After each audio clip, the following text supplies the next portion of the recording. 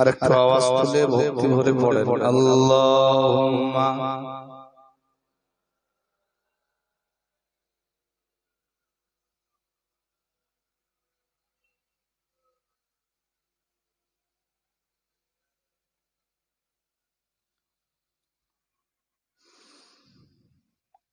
মুহাম্মাদুম বাশারুন লাইসা কাল বাশারি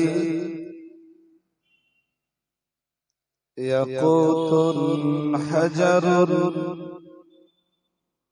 লাইসা কাল হাজারি আল্লাহুম্মা সাল্লি আলা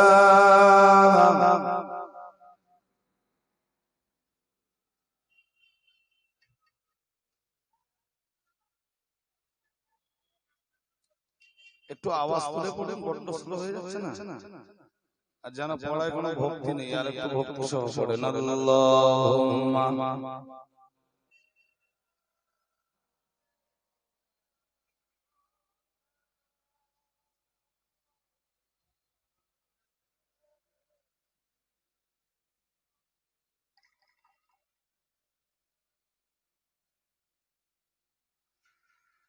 نحمده ونصلي على رسوله الكريم أما بعد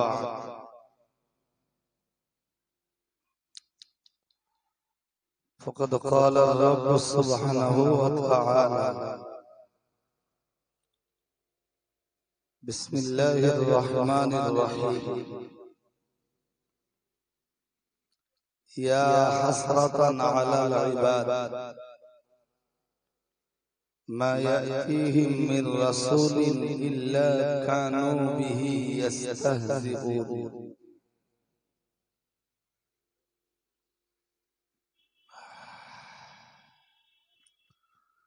صدق الله المولانا العظيم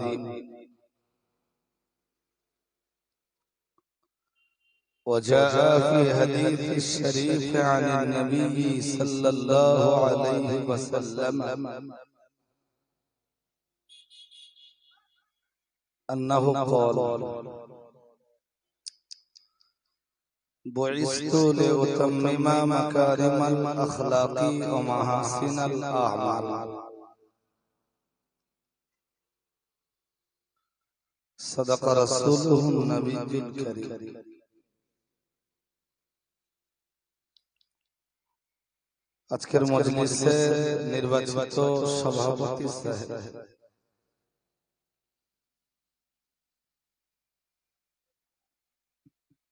আমন্ত্রিত নাসিহিন কেরাম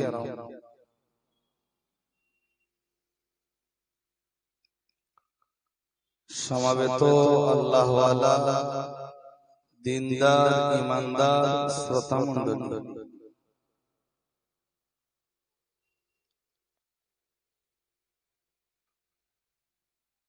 আজকে এই মজলিস পরিচালন কমিটি সম্মানীয় সদস্য মণ্ডলী আল্লাহ পাকের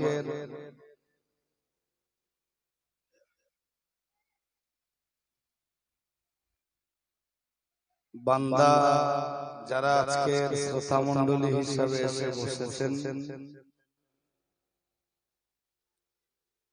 আপনাদের প্রতি ও পর্দানাসীনা মায়েদের প্রতি আমার আন্তরিক শ্রদ্ধা ভালোবাসা ও মোবারকবাদ নিবেদন করছি।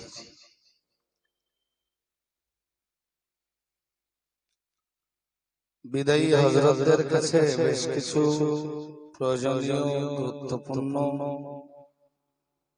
আলোচনা আপনারা শুনছিলেন। আমি মাটিয়া গ্রামের মানুষদের কাছে নতুন কেউ নই।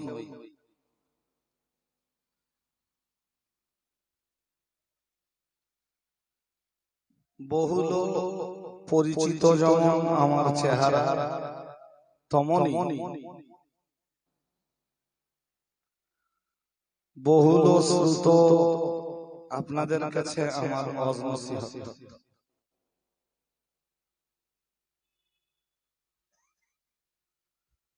বিগত কয়েক বছর ধরে আমি এই মজলিসের বক্তা হিসাবে এসেছি, আজও এসেছি। আলহামদুলিল্লাহ। কোরআন শরীফে সূরা ইয়াসিন থেকে একটা আয়াত পড়েছি।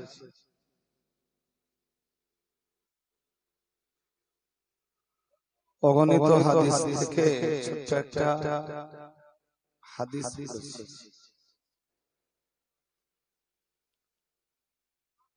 আয়াত শরীফা এবং হাদিসে নববীকে সামনে রেখে কিছু কথা ছোট ছোট করে আপনাদের কাছে উপস্থাপন করার নিয়ত করছি। আল্লাহ মঞ্জুর করুন, বলুন আমিন। আমি আওয়াজ পাইনি, আপনাদের ফিডব্যাক বলো ভালো না, একটু আওয়াজ তুলে বলুন আমিন। এর চেয়ে বেশি শ্রোতা লাগবে না, কিন্তু যারা আছেন তাদেরকে সতেজ চাঙ্গা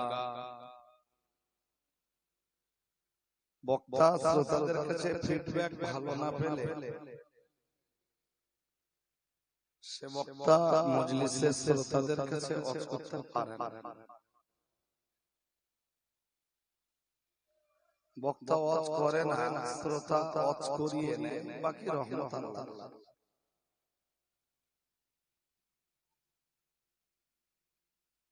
যে আয়াতটা পড়েছি, আয়াতটাকে আগে বুঝুন।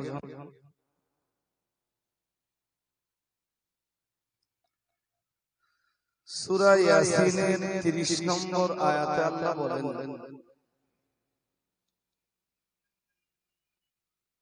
ইয়া হাসরাতান আলাল ইবাদ। আল্লাহ বলেন, ইল্লা কানু বিহি ইস্তাহজিউন।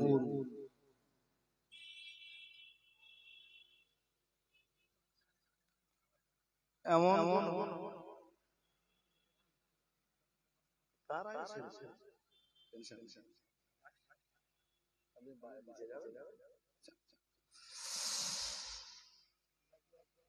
পরের কথাটা শোনো, মায়াতিহিম মির রাসূলিন, তাদের কাছে এমন কোন রাসূল আসেনি, ইল্লা কানু বিহি ইস্তাহজিউন, যে রাসূলকে নিয়ে তারা ঠাট্টা তামাশা বিদ্রূপ করে।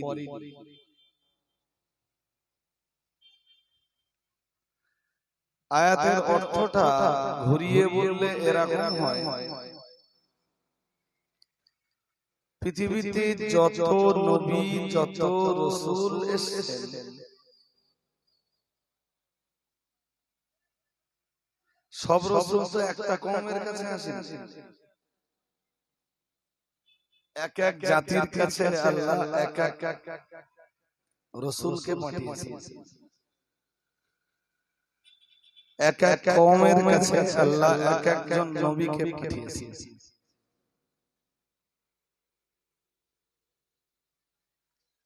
তো যখনই কোন জাতির কাছে কোন রাসূল এসেছেন, সেই জাতি সেই সম্প্রদায় সেই কওমের লোকেরা তাদের রাসূলকে ঠাট্টা করেছে, তামাশা করেছে, বিদ্রূপ করেছে, উপহাস করেছে।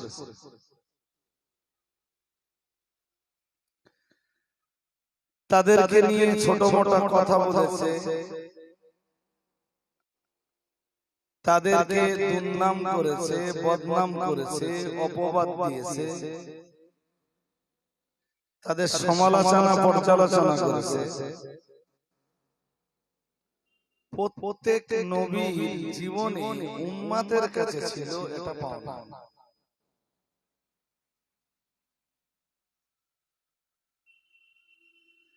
আমাদের নবী সাইয়্যিদুল মুরসালিন, ইমামুল মুত্তাকিন, রাহমাতুল লিল আলামিন, শাফিউল মুযনিবিন, সাইয়্যিদুল আতকিয়া ওয়াল আমবিয়া, মুহাম্মাদুর রাসূলুল্লাহ সাল্লাল্লাহু আলাইহি ওয়াসাল্লামের জীবনে তার ব্যতিক্রম কিছু হয়।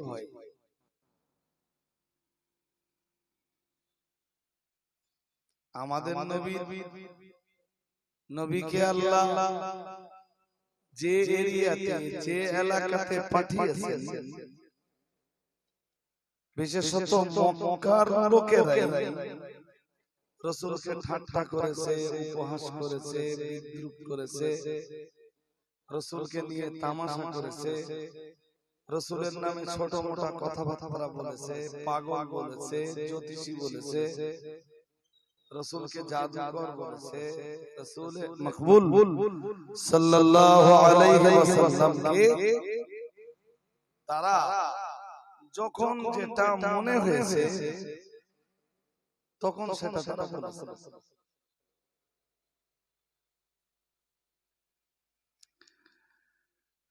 আল্লাহ তার রাসূলকে শুধু এতটুকু বললেন, ফাসবির সাবরান জামিলা। আপনাদের মন এখনো সবার স্থির হয়নি বলো। আমি এই শুরুতে যে কথা বলবো, শুরুর কথাগুলো তো পরে কাজে লাগবে। মন স্থির না করলে আমি কথা কি করে বলবো?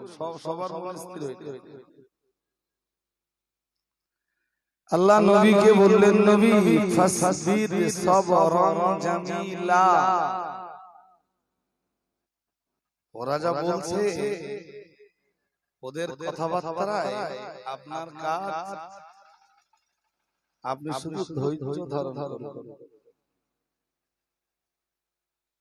শুধু ধৈর্য ধরলে হবে না, উত্তম রূপে আপনি ধৈর্য ধারণ করুন। ফাসবির সাবরান জামিলা, আপনি উত্তম রূপে ধৈর্য ধারণ করুন। ওদের কথায়, ওদের সাথে যদি আপনি বাগবিতণ্ডায় জড়িয়ে যান, তাহলে আপনার প্রতি যে রিসালাত আর নবুয়তের দায়িত্বটা আছে,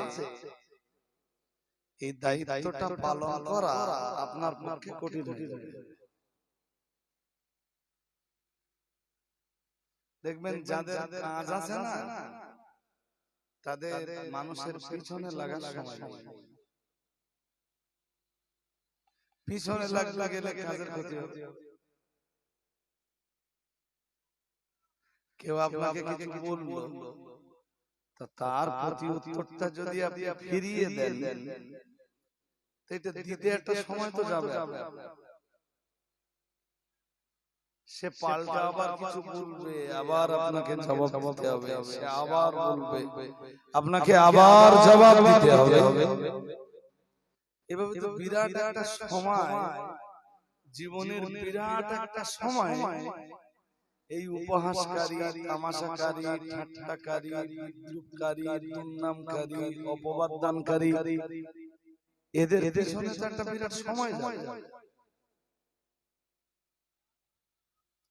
তাহলে নবীকে একটা পরামর্শ দিলেন, বললেন সূরা ইয়াসিনে আল্লাহ এক জায়গায় বললেন ফালা ইয়াহজুনকা কওলুহুম, বললেন নবী ওদের কথায় আপনি কান দিতে যান না, ওদের কথায় কানও দেন না, আর ওদের কথায় আপনি চিন্তিতও হয়ে পড়েন না। ইন্না না'লামু মা ইউসিররুনা ওয়া মা ইউ'লিনুন, মহান আল্লাহ পরই বললেন নবী, ওরা যা গোপনে গোপনে করে সেটাও আমি জানি। ইন্না না'লামু, নিশ্চয়ই আমি জানি, মা ইউসিররুন, ওরা গোপনে গোপনে যা করে আমি সেটা জানি। আচ্ছা বলুন, ওরা গোপনে যেটা করে সেটা যদি আল্লাহর জানা থাকে, ওরা প্রকাশ্যভাবে যেটা করে সেটা আল্লাহ জানেন না?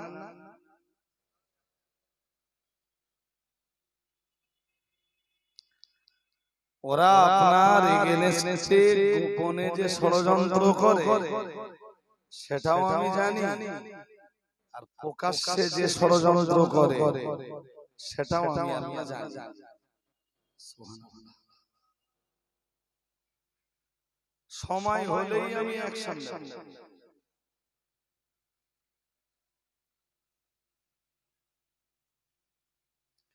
এদের ভিতরে একটাকেও আল্লাহ ছাড়েননি তো,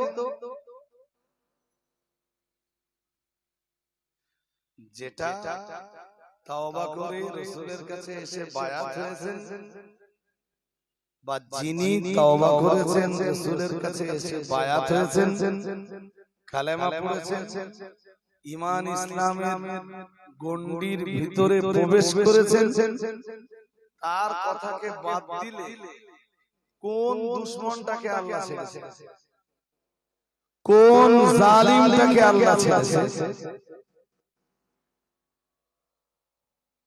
আমার দিকে ভাই, বাইরে মন দিলে হবে না। আবু জেহেল আল্লাহ তাকে ছাড়ে, হয়তো ছাড় কিছুদিন দিয়েছে, পুরোপুরি ছেড়ে আল্লাহ। আবু লাহাব পুরো হাশেম গোত্র আর আব্দুল মুত্তালিব গোত্রের লোকেরা যখন একদিকে চলে গেল, পুরো মক্কার একদিকে চলে গেল। হাশেম গোত্র মানে একটু যদি বুঝে বুঝে শোনেন তাহলে আমাকে আরেকটু বলতে হবে। রাসূলের আব্বার নাম আব্দুল্লাহ, আব্দুল্লাহর আব্বার নাম আব্দুল মুত্তালিব, আব্দুল মুত্তালিবের আব্বার নাম হাশেম, হাশেমের বাবার নাম আব্দে মানাফ। কথা কি শুনছেন নাকি? এই কথাগুলো আবার পরে কাজে লাগবে, মনে থাকবে। রাসূলের আব্বার নাম বলুন, এত স্লো কেন? আবার বলুন, রাসূলের আব্বার নাম আব্দুল্লাহর আব্বার নাম আব্দুল মুত্তালিব, আব্দুল মুত্তালিবের আব্বার নাম হাশিম, হাশিমের আব্বার নাম আব্দে মানাফ। শুনছেন নাকি? তাহলে মোটামুটি আমরা 5 পর্যন্ত তো গেলাম, 4-5 পর্যন্ত তো গেলাম।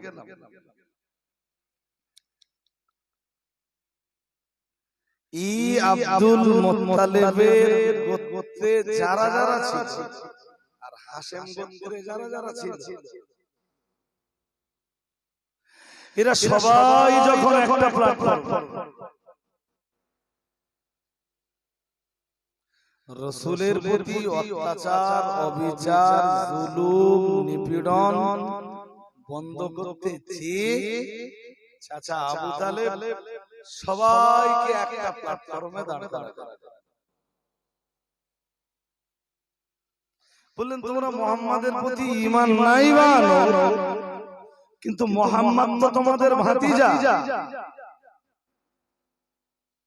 গোটা মক্কার মানুষ তার প্রতি অত্যাচার করবে, এটা তো চলতে পারে না। নবীর চাচা আবু তালেব হাশেম গোত্রের লোকদেরকেও একটা প্ল্যাটফর্মে দাঁড় করিয়ে বললেন মুহাম্মদ সাল্লাল্লাহু আলাইহি ওয়াসাল্লামের প্রতি অত্যাচার হবে, এই অত্যাচার সবাই মেনে নিতে পারে, মক্কার সব গোত্র মেনে নিতে পারে, হাশেম গোত্র তো মেনে নিতে পারে না।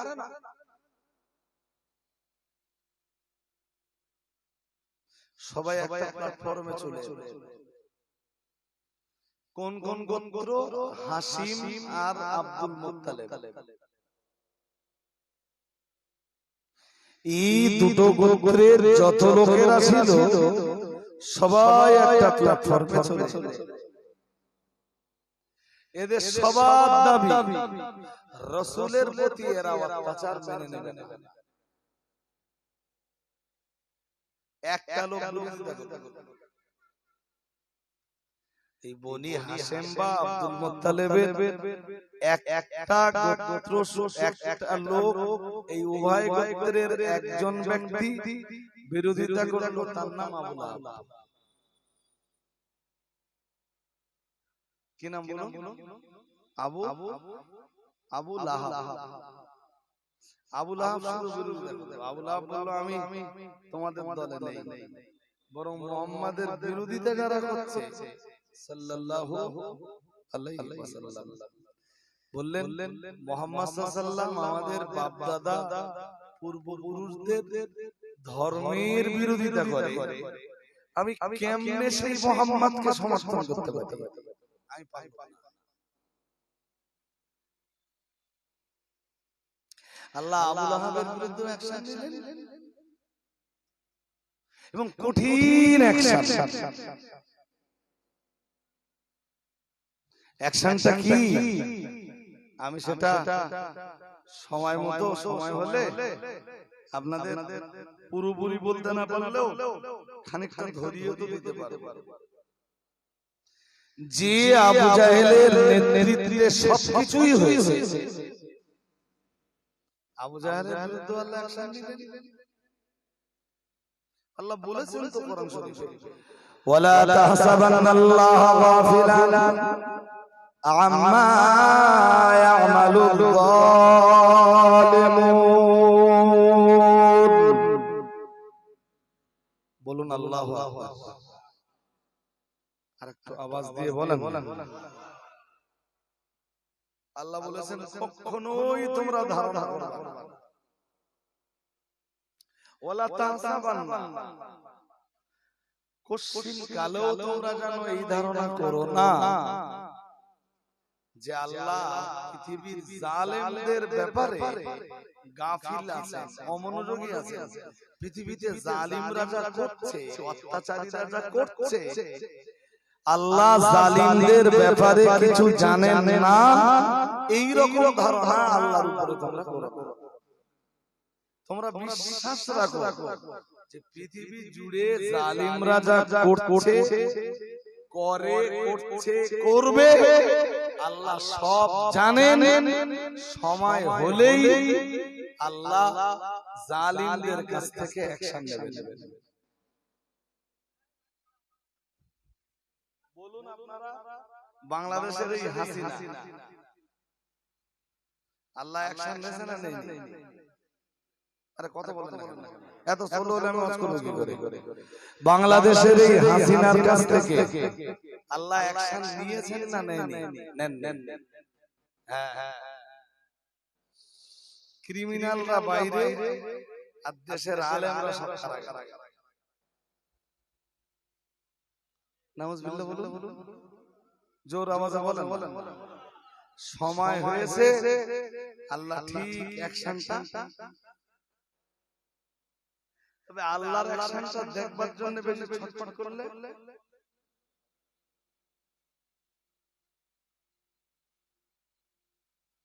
চল্লিশ বছরে নবীর নবুয়ত, মন দিয়ে শুনুন, 40 বছরে আমাদের রাসূলের উপরে, আরে বাবা চূড়ান্ত ভাবে নবুয়তটা দিয়েছেন আল্লাহ তো রাসূলকে 40-এ। কেউ আবার কমেন্ট করতে পারে না, তাহলে নবী কি আগে নবী ছিলেন না? হ্যাঁ, নবী তো তিনি অবশ্যই ছিলেন। নবীজি বলেছেন কুনতু নবিয়্যা, আমি তখন নবী ছিলাম। ওয়া আদামু বাইনার রূহি ওয়াল জাসাদ, যখন আদমের দেহ এক জায়গায়, রূহ আর এক জায়গায়, আমি তখন আল্লাহর কাছে নবী। কিন্তু নবুয়তের চূড়ান্ত বাস্তবায়ন যেটা, সেটা তো 40-এ। 40-এ তার নবুয়তের চূড়ান্ত বাস্তবায়ন। এরপরে ধর্ম প্রচার যখন তিনি প্রকাশ্যভাবে করা শুরু করলেন, এবার তো তার প্রতি শুরু হলো দুশমনী, অত্যাচার, জুলুম আর নিপীড়ন। তা আপনি 40-এর পর থেকে ধরে নেন, আবু জেহেল যখন মরেছে, রাসূলের বয়স তখন 54।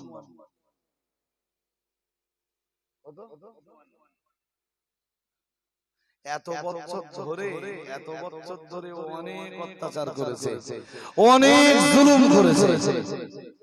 আল্লাহর মাঝখানে তো আল্লাহ ধরতে পারতেন।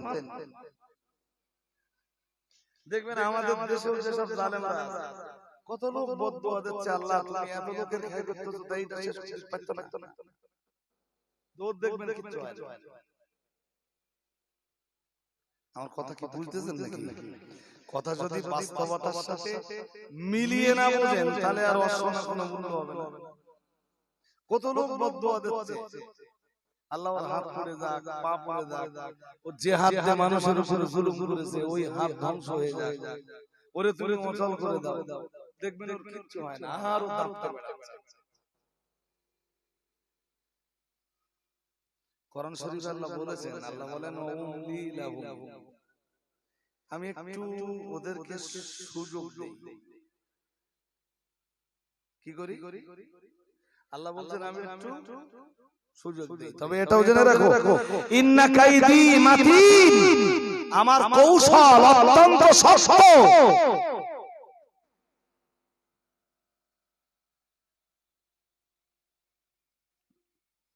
সানাস্তাদরিজুহুম মিন হাইসু লা ইয়ালামুন, আল্লাহ বলেন আমি যখন ধরবো এমন জায়গা দিয়ে ধরবো জালিমরা টেরও পাবে না, মানে দেখতে পাবে না কোন জায়গা দিয়ে আল্লাহ ধরবে। যদি হাসিনাকে নিয়ে ভাবেন আল্লাহ এমন একটা জায়গা দিয়ে ধরলে ও টেরও পেল না, ও তো বুঝতেই পারিনি, দেশ ছাড়া হওয়ার 1 ঘন্টা আগেও বুঝতে পারিনি যে আমার দেশ ছাড়তে হবে। সেনাবাহিনীর কমান্ডার যখন ওর কাছে গেল, যে বলল শুধু 45 মিনিট সময় পাবে, 45 মিনিটের বেশি সময় দাবি করলে কি আপনার জীবনের নিরাপত্তার দায়িত্ব আমরা নিতে মাত্র 45 মিনিট সময় দিলে, ও তো 1 ঘন্টা আগেও টের পাইনি যে আজকে আমি পাকড়াও হতে যাচ্ছি। ওয়ালা তাহসাবান্নাল্লাহ গাফিলান আম্মা ইয়ামালুয যালিমুন, আল্লাহ বলেছেন জালেমরা যা করে তোমরা ভেবো না জালেমদের কার্যকলাপের ব্যাপারে আমি কিছু জানি না, এটা ভেবো না, আমি সব জানি। সময় হলে সানাস্তাদরিজুহুম মিন হাইসু লা ইয়ালামুন, সময় হলে আমি এমন জায়গা দিয়ে ধরবো তারা টেরও পাবে না। ওমলি লাহুম, পরে বললেন তবে আমি একটু সুযোগটা দেই, আমি একটু অবকাশ দেই, আমি একটু সময় দেই, দেখি কি করে, দেখি ফিরে আসে কিনা, দেখি তওবা করে কিনা, দেখি ভালো হয় কিনা, দেখি সুপথে আসে কিনা, দেখি সিরাতুল মুস্তাকিমটা ধারণ করে কিনা, দেখি এই জুলুম অত্যাচার আর নিপীড়নের জায়গা থেকে দূরে সরে আসে কিনা।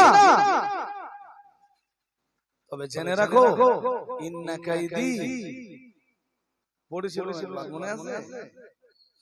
ইন্না কাইদি মাতিন, মহান আল্লাহ জানিয়েছেন তবে যাদেরকে আমি সুযোগ দেই, যাদেরকে ফিরে আসবার মতো সুযোগ দান করি, যাদেরকে আমি আল্লাহ তওবা করার মতো সুযোগ দান করি, যাদেরকে সিরাতুল মুস্তাকিমে ফিরে আসার মতো সময় দান করি, তাদের এটাও জেনে রাখা দরকার ইন্না কাইদি মাতিন, এটাও তাদের জেনে রাখা দরকার আমি আল্লাহ আমার কৌশল অত্যন্ত কঠিন, অত্যন্ত শক্ত। আরেকটু মন খুলে বলবেন, আমি ধরবো তো বাঁচানেওয়ালা কেউ।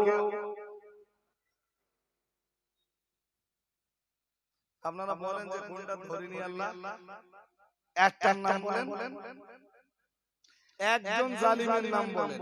হ্যাঁ, জুলুম করেছে, তওবা করেছে, ভালো হয়ে গেছে, সিরাতুল মুস্তাকিমে ফিরে এসেছে, হেদায়েতের উপরে প্রতিষ্ঠিত হয়েছে, আল্লাহ ধরেনি, বিষয়টা আলাদা। আর ধরবেন না, আল্লাহ তো ক্ষমা করে দিয়েছেন।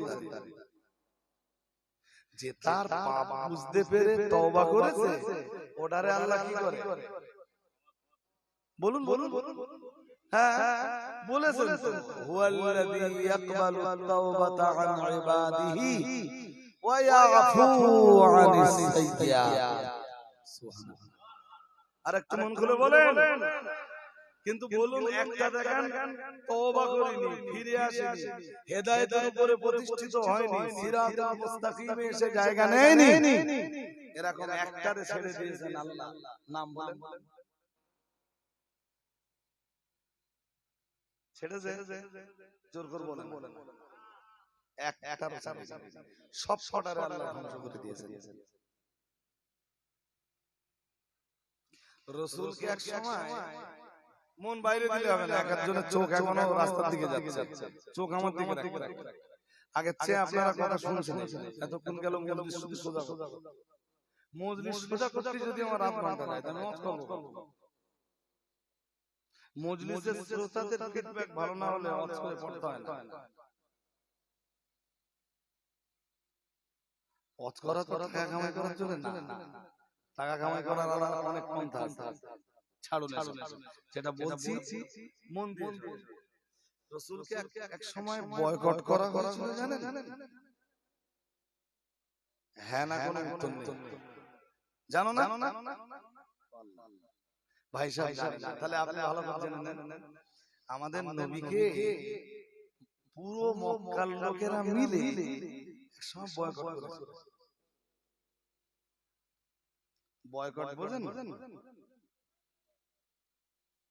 কোন সম্পর্ক কোন পরিষ্কার বলেছিল মক্কাবাসীরা। কি কি বলেছিল শুনে নেন। ঐতিহাসিকরা বা ইতিহাস তত্ত্ববিদরা তাদের কিতাবে কথাগুলো খুব চ্যাম্পিয়ন করে দিয়েছে। রাসূল করিম সাল্লাল্লাহু আলাইহি ওয়াসাল্লামকে যখন বয়কট করা হয়, সেই বয়কটনামাটায় অনেক কথা লেখা হয়। বয়কটনামাটা লেখা হয় কোথায় বসে জানেন? জায়গাটার নাম হলো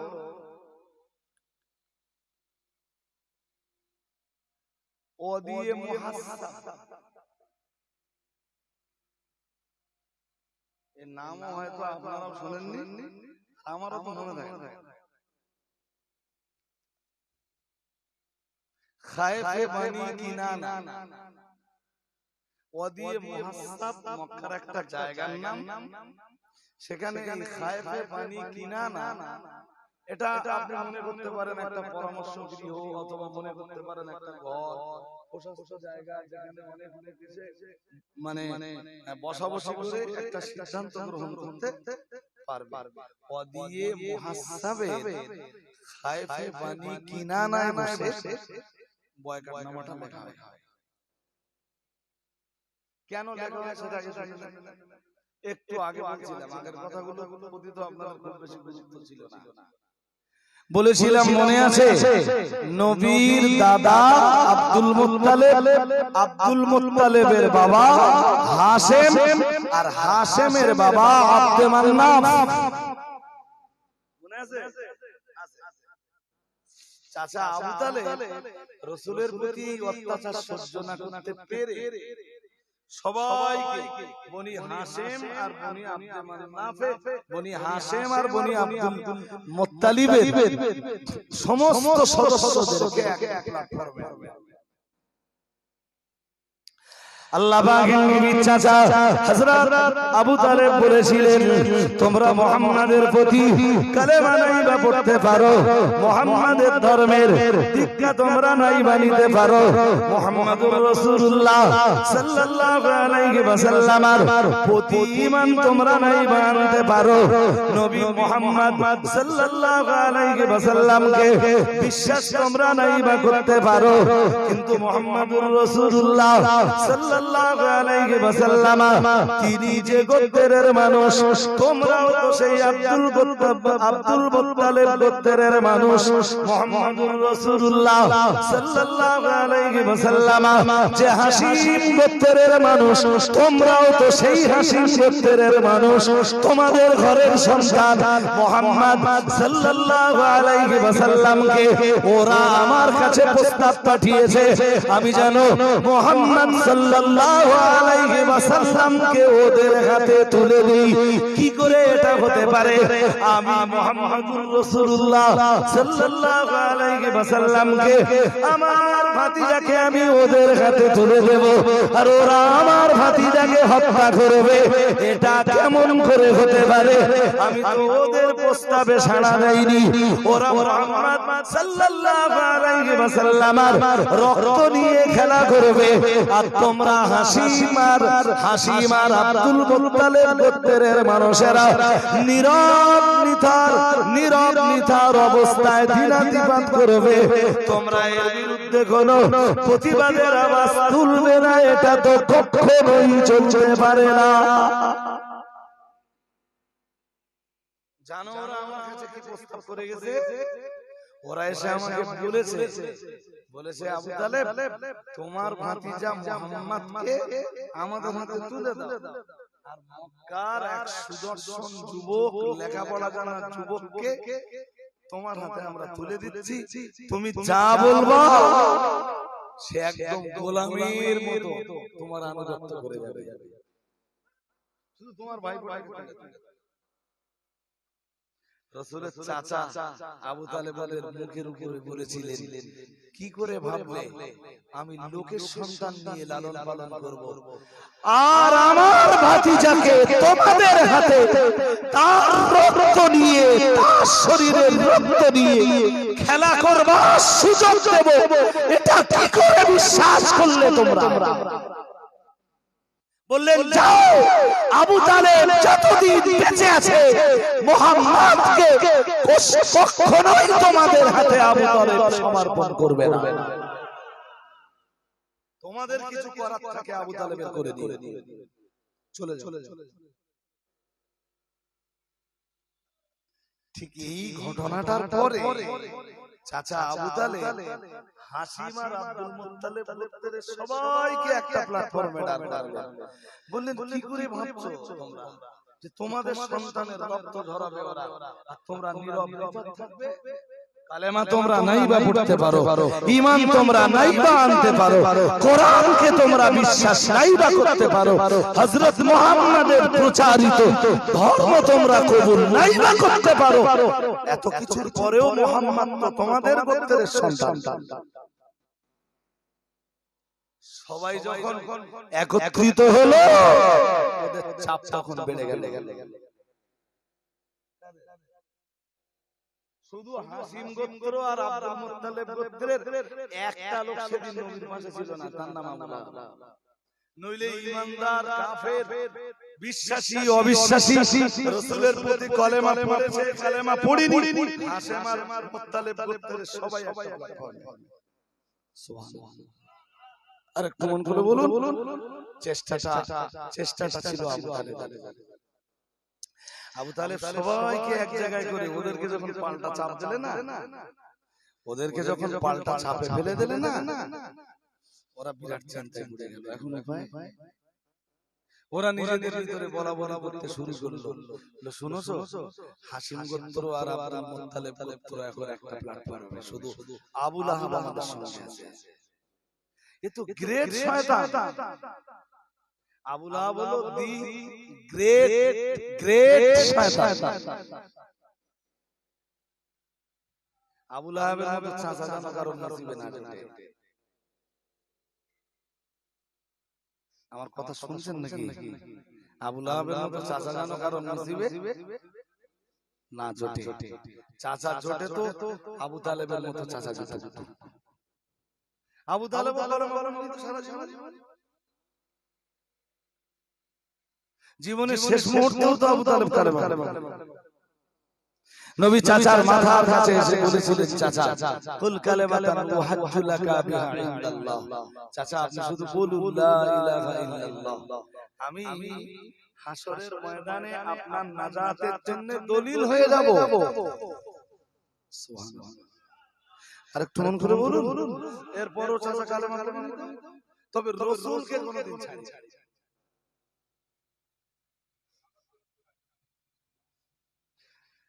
সাপোর্ট শুধু না, একদম 16 আনার জায়গায় 18 আনা। আমার ভাতিজার উপরে যে দায়িত্ব আছে, আমার ভাতিজা তার দায়িত্ব পালন করে যাবে। আবু তালেব বেঁচে থেকে দেখে নিতে চায় মক্কার কোন শক্তি মুহাম্মাদের গায়ে হাত দেয়। আরে কোন করে বলেন না, আবু তালেব কখনো কখনো এরকম বক্তব্য মক্কার নেতাদের সামনে দাঁড়িয়ে দিয়েছে।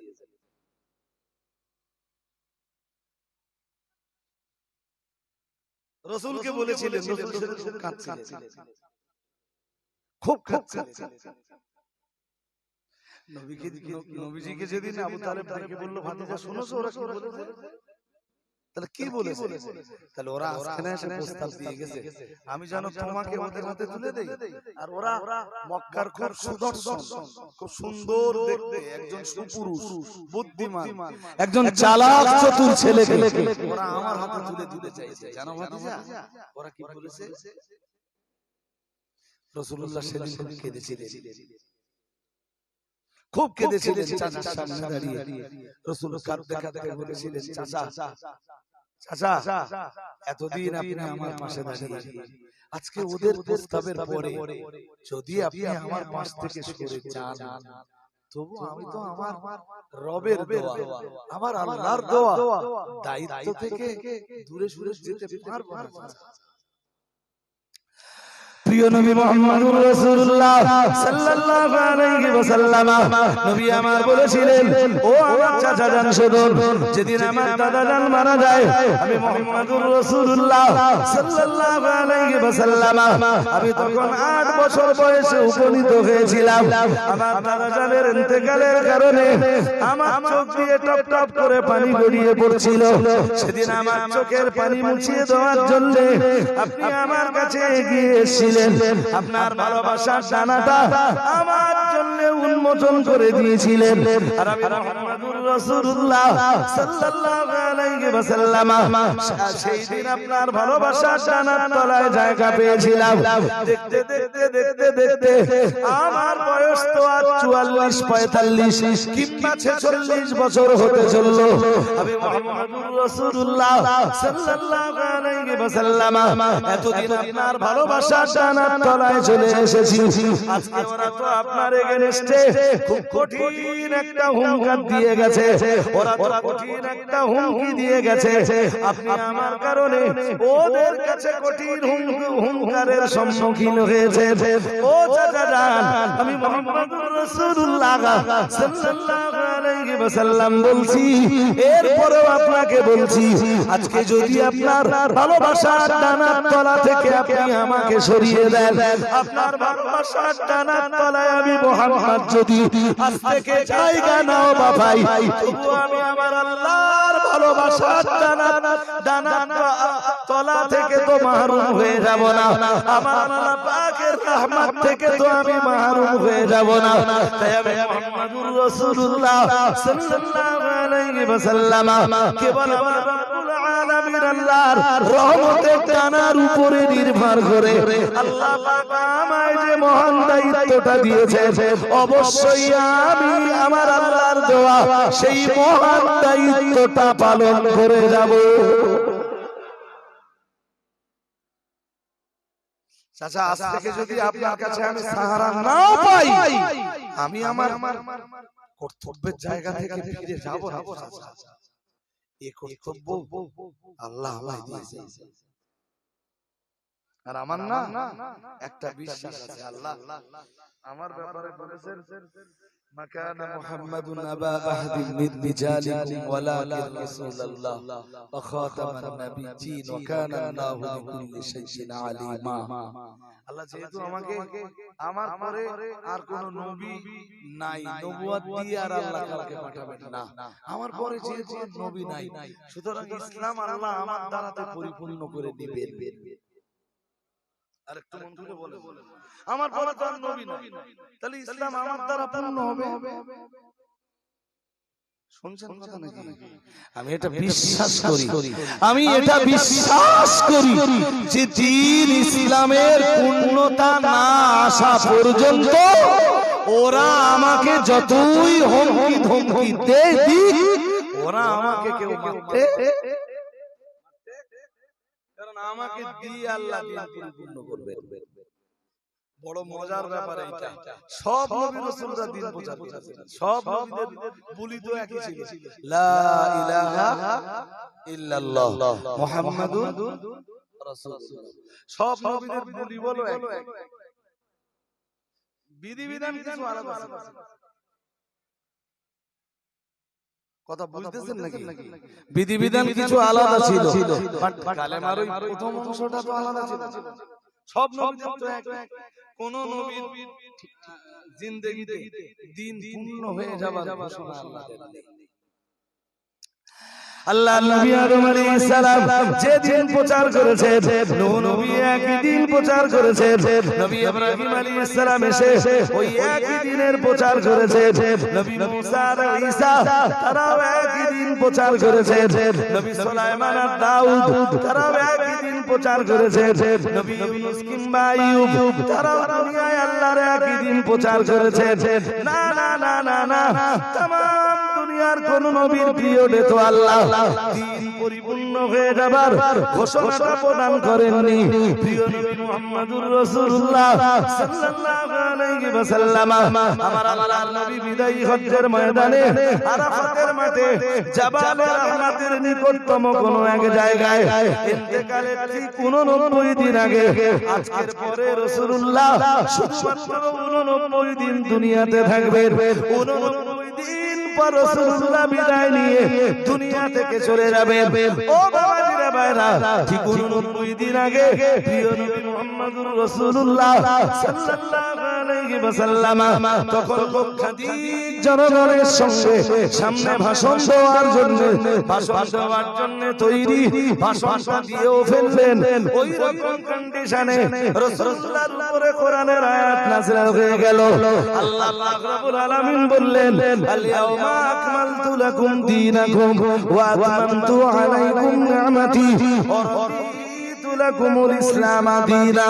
কোরআন কারীমের 6 পারা সূরাতুল মায়েদার 3 নম্বর আয়াতে আমার আল্লাহ জানিয়েছেন, আল ইয়াউমা আকমালতু লাকুম দীনাকুম, আজ আমি আল্লাহ তোমাদের জন্য তোমাদের দ্বীনকে পরিপূর্ণ করে দিলাম। ওই একই দিনের প্রচার আদম নবী থেকে নিয়ে নবী ঈসা পর্যন্ত तमाम দুনিয়ার নবীরা করেছেন। না না না না না, কোন নবীর পিরিয়ডে আল্লাহ দ্বীন পরিপূর্ণ হয়ে যাবার ঘোষণা দেননি। প্রিয় নবী মুহাম্মদুর রাসূলুল্লাহ সাল্লাল্লাহু আলাইহি ওয়াসাল্লামের ইন্তেকালের 89 দিন আগে আল্লাহ দ্বীন পরিপূর্ণ হয়ে যাবার ঘোষণা দান করেছে।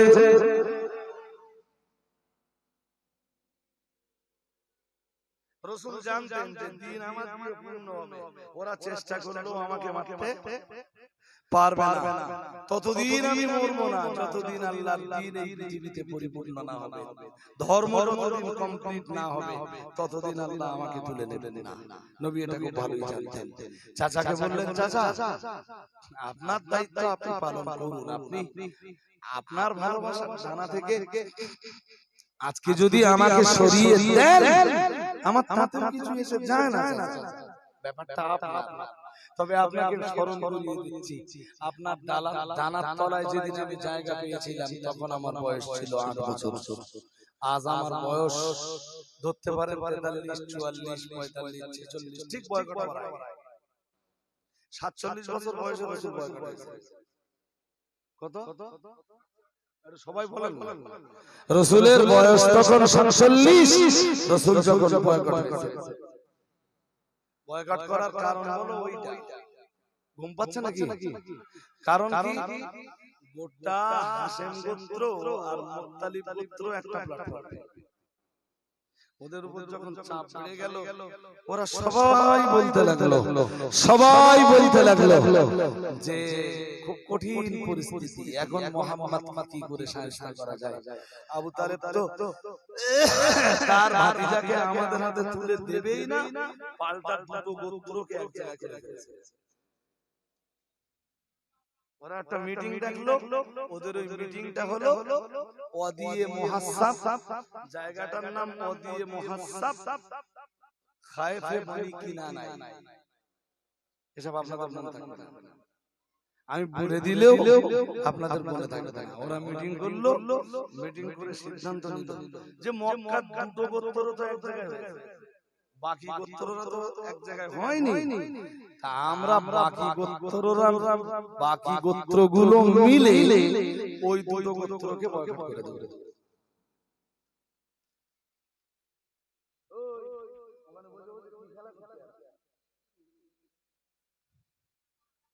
বলেন এইসব জিনিস একটা সবাই বসে মালগুলো ওখানে বসে আছে। ওই বন্ধু চলে, এই চলে একটা কেউ নাম দৌড়া চলে, ওই সবকটা ডেকে চলে।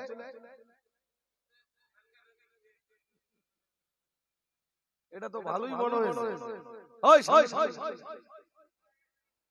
চলে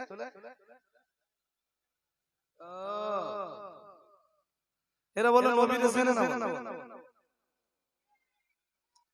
আই তো আজ আপনাদের কাছে শুধু ঐতিহাসিক ছোট্ট একটা প্রেক্ষাপট তুলে ধরতে চাচ্ছি। আপনারা আমার কাছে অনেক শুনেছেন, ইউটিউব খুঁজলে এখন প্রতিদিন লাইভ হচ্ছে, চাইলে প্রতি রাত্রে রসন।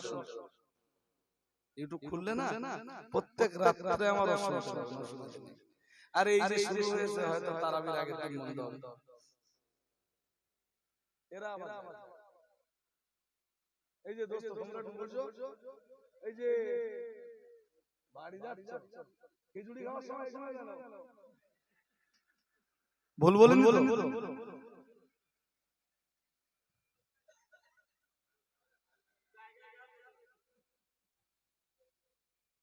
ও শুনবে না, নবীরে চিনবে না। এই কথা বলতে জানো, একদম ঠান্ডা মাথায় বসে জানো, ডিস্টার্ব করো না। হ্যাঁ তো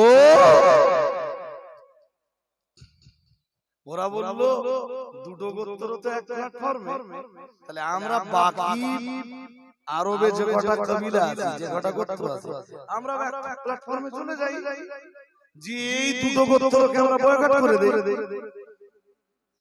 ব্যাস ওখানে বসেই ওয়াদিয়ে মুহাসসাফের খায়েফে বনি কিনানায় বসে বয়কট নামাটা লেখা লেখা।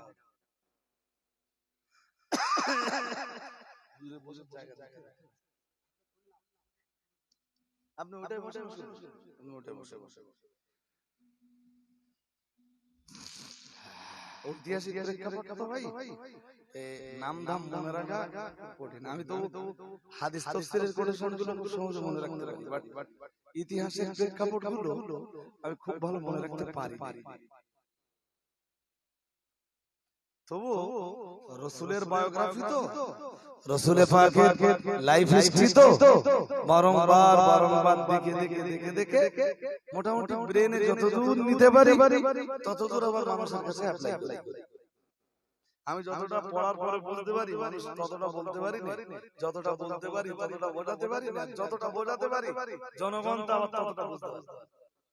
মানে কম হতে অনেক ছাড়ো এসব কথা। তো ওখানে বসে বয়কট নামাটা লেখা যে বনি হাশেম আর বনি আব্দুল মুত্তালিবের গোত্রের সাথে মক্কার কোন গোত্রের আজ থেকে আর কোনো সম্পর্ক নেই।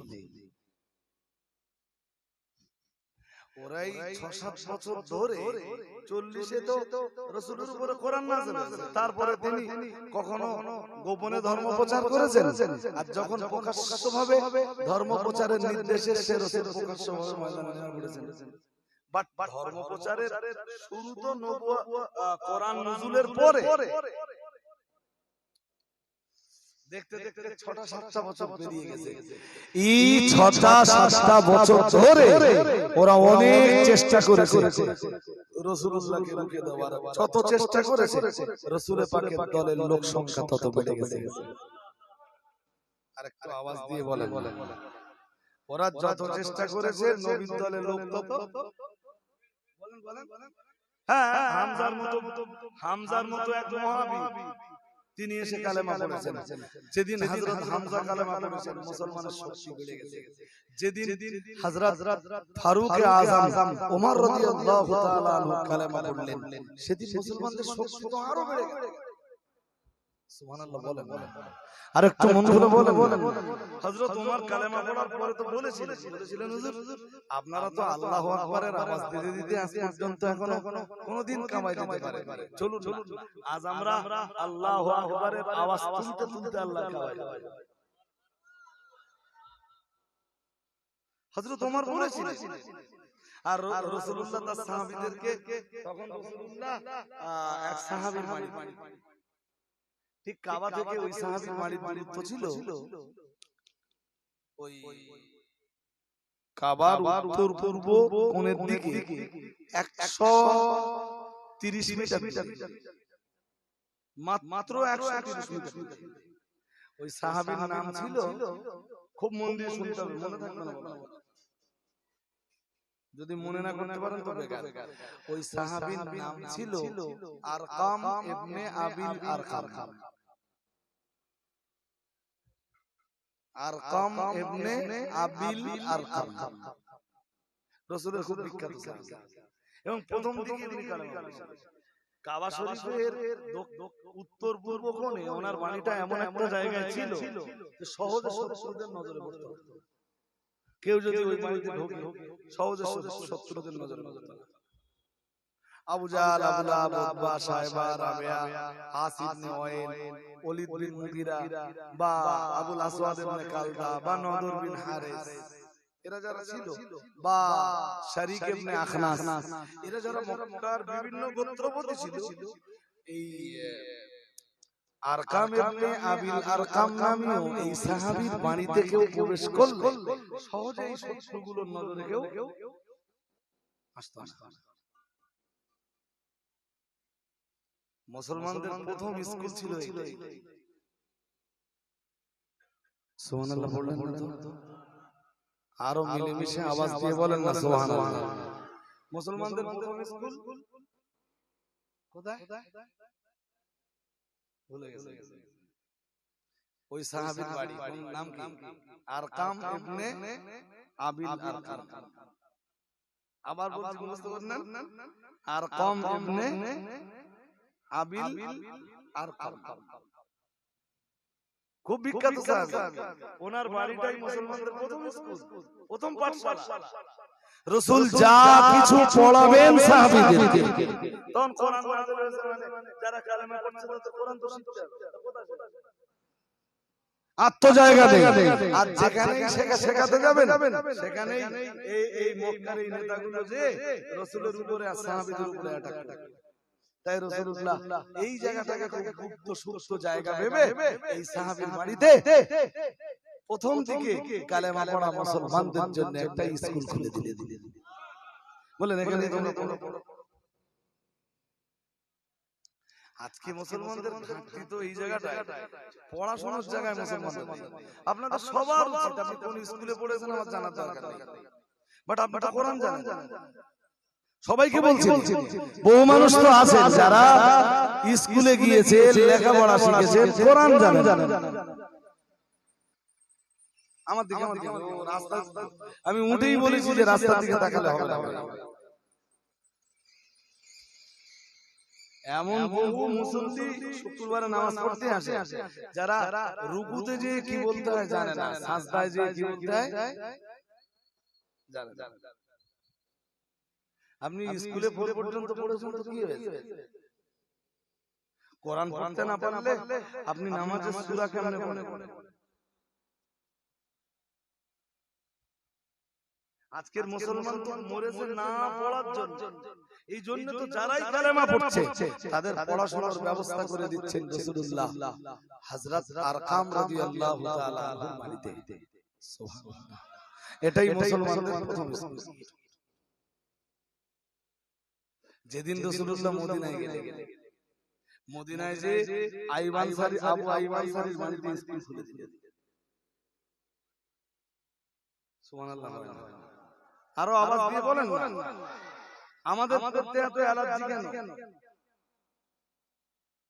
পড়ায় পড়ায় আমাদের এত অ্যালার্জি কেন? মদিনায় যে রাসূলুল্লাহ ওসামা ইবনে জুবাইরের বাড়িতে একটা স্কুল খুলে দিলেন। আরেকটু মন খুলে বলতে পারবেন?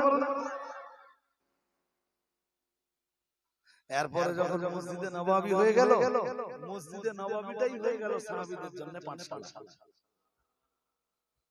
আজও যারা হজে গেছে, উমরা গেছে, শুনে থাকেন মসজিদে নববীতে আজও রাসূলের রেখে যাওয়া সেই যে তালিম, রাসূলের রেখে যাওয়া সেই যে তাদরিস আজও মসজিদে নববীতে বহাল। মসজিদে নববী সব ক্লিয়ার গড়ায় গড়ায় গড়ায় যাচ্ছে। শিক্ষকরা ওরা যেমন মদিনার বাচ্চাদের পড়াচ্ছে, তেমন পৃথিবীর বিভিন্ন প্রান্তে হাজিরা যারা যাচ্ছে তাদেরকে এক জায়গায় বসিয়ে বুঝেননি? আমি নিজে চোখে দেখেছি, আপনি জানেন হজ করতে গেছে অথচ সূরা ফাতিহা পড়তেই পারলো না। সূরা ফাতিহা আমি একদিন বসেছি ওই দর্শে, আমি বললাম আমার নবী তো এই মসজিদে দর্শ দিতেন। হয়তো মসজিদ তখন এরকম ছিল না, কিন্তু এই মসজিদে এই তালিমের এই তাদরিসের সিস্টেম তো আমার রাসূলের। একদিন বসি না, একদিন না অনেক দিন বসেছি। আপনি আরেকটু ভিতরে যেয়ে দেখবেন মসজিদে নববী, আরেকটু ভিতরে যেয়ে দেখবেন শায়খরা বুখারী শরীফের দর্শ দিচ্ছে, মুসলিমের দর্শ দিচ্ছে, তিরমিজি শরীফ পড়াচ্ছে। আমি সেখানে যেও বসেছি, ওই দোস্ত মুখি ব্যাসটাজ নে বেয়াদবি বল, সহ্য করার লোক না বলো, যা বলতেছি মন দিয়ে শুনে। ভিতরের দিকে যেয়ে দেখবেন আমি বসতাম, খুব ভালো লাগলো। পুরো তাকরীরটা আরবিতে করতেন, কিন্তু এত সহজ আরবিতে করতেন। একটা হাদিস বললেন, তার ব্যাখ্যা করলেন আরবিতে, তার তরজমা করলেন আরবিতে। এত সহজ আরবিতে করতেন, পৃথিবীর যে কোনো প্রান্ত থেকে যাওয়া আরবি জানা মানুষ যারা, তাদের বুঝতে মোটে অসুবিধা হতো না। আর একজন সাধারণ মানুষদের জন্য এসে হাফেজ বা কারি যারা, তারা এসে বসে যাচ্ছে চেয়ারের গোড়ায়, হাজীদের ডেকে দিচ্ছে, এক এক করে জিজ্ঞেস করছে। আমি একদিন ওই মসজিদে বসলাম, সূরা ফাতিহা জিজ্ঞেস করতে গেছি, আমারও জিজ্ঞেস করলো সূরা ফাতিহা, আমি পড়লাম। পড়ার পরে দেখি ওরাই আমাকে জিজ্ঞেস করছে যে হালাম তা আলেম, আপনি আলেম? আমি বললাম না। তারপরে বলল মিনাইনা আকবালতা, আপনি কোথা থেকে এসেছেন? আমি বললাম মিনাল হিন্দ, ইন্ডিয়া থেকে। একটু দোয়া দানি দিলেন। আমার সঙ্গে যারা ছিলেন তারাও বললেন, যাদের পড়া বড্ড খারাপ, হ্যাঁ বড্ড খারাপ, তারা কিভাবে পড়বে বারবার তোরালটা দিয়ে দিচ্ছে যে আপনি এইভাবে না, আপনি এইভাবে। মুসলমানদের মধ্যে সবচেয়ে বড় ঘাটতি কোনটা? মুসলমান পড়ে না। আপনি পড়বেন না কেন? আপনি মাগরিবের নামাজের পরে আপনি চার দোকানে বসে বসে আড্ডা দিবেন। আপনি মসজিদে এসে এবং সবকে বলবেন যে হুজুর আমার সূরাটা ঠিক হচ্ছে কিনা দেখেন। মসজিদটাই স্কুল বানিয়ে পড়বার জায়গা বানিয়ে দেন। যদি জায়গা না থাকে, আর যদি জায়গা থাকে তো আলহামদুলিল্লাহ ওখানেই পড়াশোনা। তো আপনার বয়স হয়ে গেছে, আপনি জানেন যে এই প্রথম স্কুল যেটা মুসলমানদের, যেটা ঘুম পাচ্ছে আপনাদের নাকি? আমি ছেড়ে দিচ্ছি আল্লাহ আল্লাহ। ওই বয়কটের কেসটা একটুখানি বলবো, আর এটা একটু বলেন। এই যে প্রথম স্কুলটা রাসূল বানালেন হযরত আরকাম ইবনে আবিল আরকাম রাদিয়াল্লাহু তাআলা আনহুর বাড়িতে, যেখানে মক্কার কোন কাফের নেতাদের চোখ সহ্য করত না। আপনি জানেন এই স্কুলের ছাত্র আবু বকর এই স্কুলের ছাত্র হযরত ওমর, এই স্কুলের ছাত্র হযরত ওসমান, এই স্কুলের ছাত্র হযরত আলী, এই স্কুলের ছাত্র হযরত তালহা ইবনে উবাইদুল্লাহ, এই স্কুলের ছাত্র হযরত মুসাইব ইবনে উমাইর, এই স্কুলের ছাত্র আব্দুল্লাহ ইবনে মাসউদ, এই স্কুলের ছাত্র জুবাইর ইবনে আওয়াম, এই স্কুলের ছাত্র হযরত বিলাল ইবনে রাবাহ, এই স্কুলের ছাত্র হযরত খাব্বাব ইবনে আর, এই স্কুলের ছাত্র হযরত আম্মার ইবনে ইয়াসার। সুবহানাল্লাহ। আমি কজন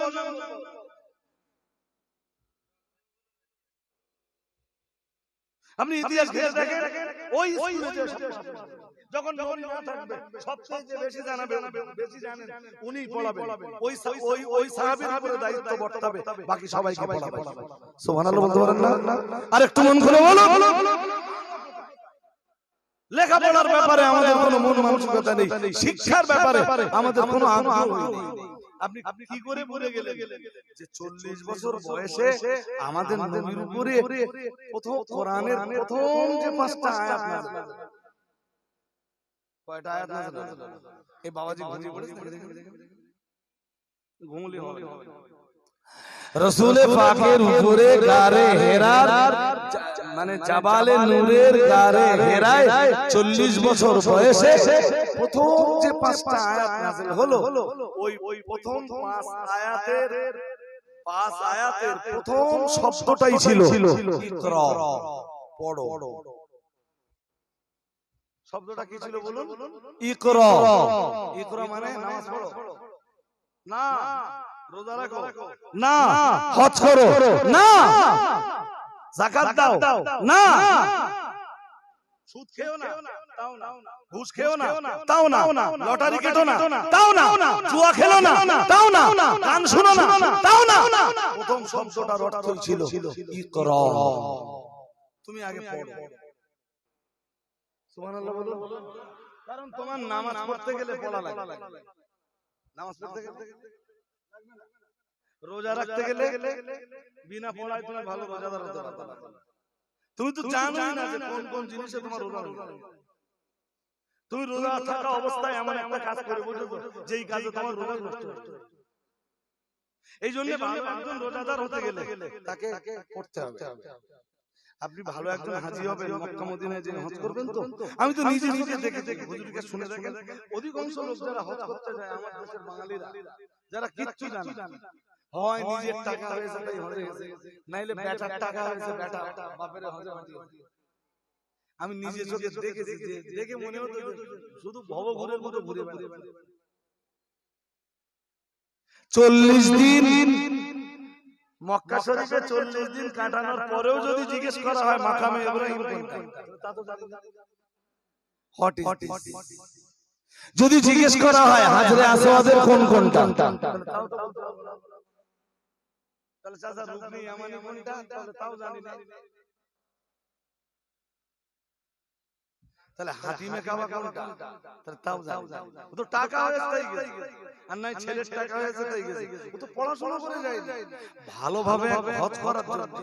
যারা হজ করেছে তারা জিজ্ঞেস করে দেখবেন, খুব ভালো লেখাপড়া লাগে, মসলা মাসাইল জানা লাগে, তারপরে হজ করতে যাবে, সে হজ করে দিতে।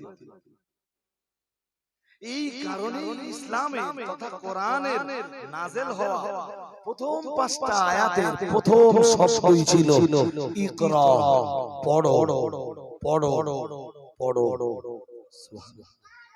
আরো আওয়াজ দিয়ে বলেন না। আজকে মুসলিম কমিউনিটির এই দুর্দশা কেন? মুসলিম কমিউনিটির ভিতরে পড়াশোনা, আমি বলবি হুজুর আমার কোচি স্কুলে যায়, আচ্ছা হ্যাঁ স্কুলে যায়, কোনো সমস্যা নেই। স্কুলে যেখানে যায় কোচি স্কুলে তো কোরআন পায় না। আপনাদের কোন প্রাইমারি স্কুল আছে এই এলাকায় যেই প্রাইমারি স্কুলে কোরআন শরীফ শেখানো হয়? আছে?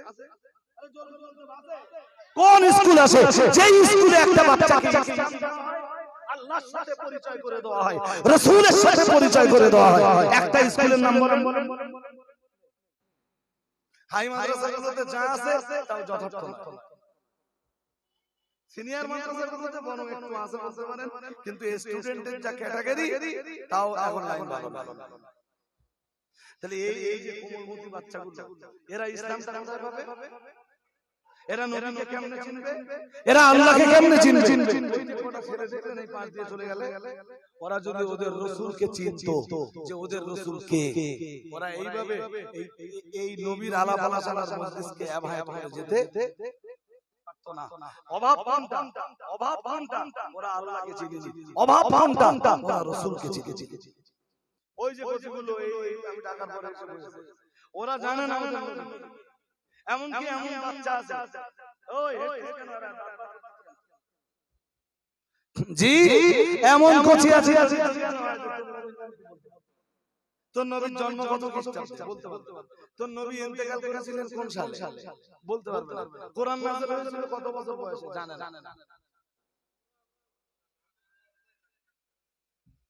এই না জানাটাই তো আমাদের কি, না জানাটা অপরাধ না, না শেখাটা অপরাধ না, কিন্তু আপনি যে সব জিনিস যে সবাই জানবে এটা তো মানে কারোর উপর চাপিয়ে দেওয়া যাবে না। তো সব জানতে হবে, কিন্তু আপনি শেখার চেষ্টা করবেন না, এটা তো আপনার অপরাধ।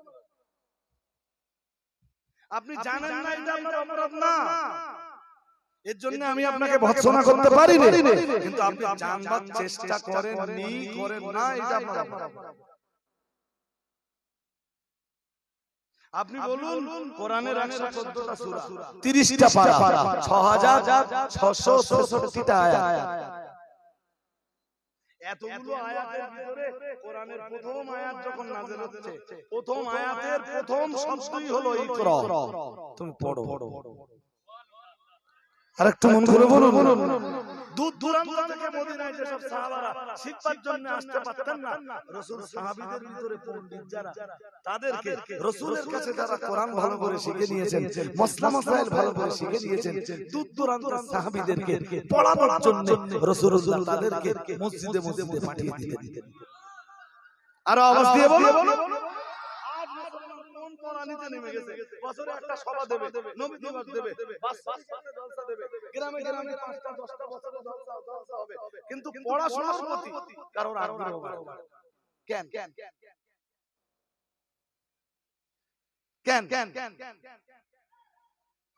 উযু কি করে করতে হয় মুসলমান যদি জিজ্ঞেস করে, চাচা উযু ফরজ, চাচা নামাজ পড়া বলো 30 বছর, চাচা উযু ফরজ,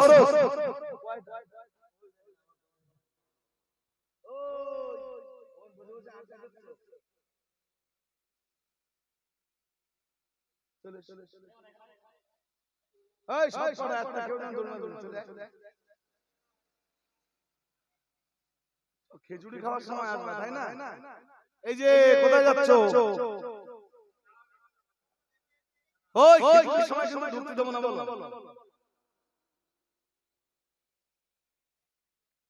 এই যে এদের মতো বাচ্চাগুলো, এই কোমলমতি বাচ্চাগুলো লাইফ আমরা নষ্ট করাচ্ছি। কেন করাচ্ছি? আপনার কোরআনের প্রথম নির্দেশ পড়ো, বাচ্চাদের পড়বার ব্যবস্থা কেন করে দিচ্ছেন? এর মডেল আছে না? কেন হচ্ছে না? বাধা কি? কোন বাধা নেই, এই জায়গাটা মডেল হয় না, মক্তব নেই, চিহ্ন তো কি আছে? গ্রামের মানুষদের দিয়ে সমস্যা করতে হবে।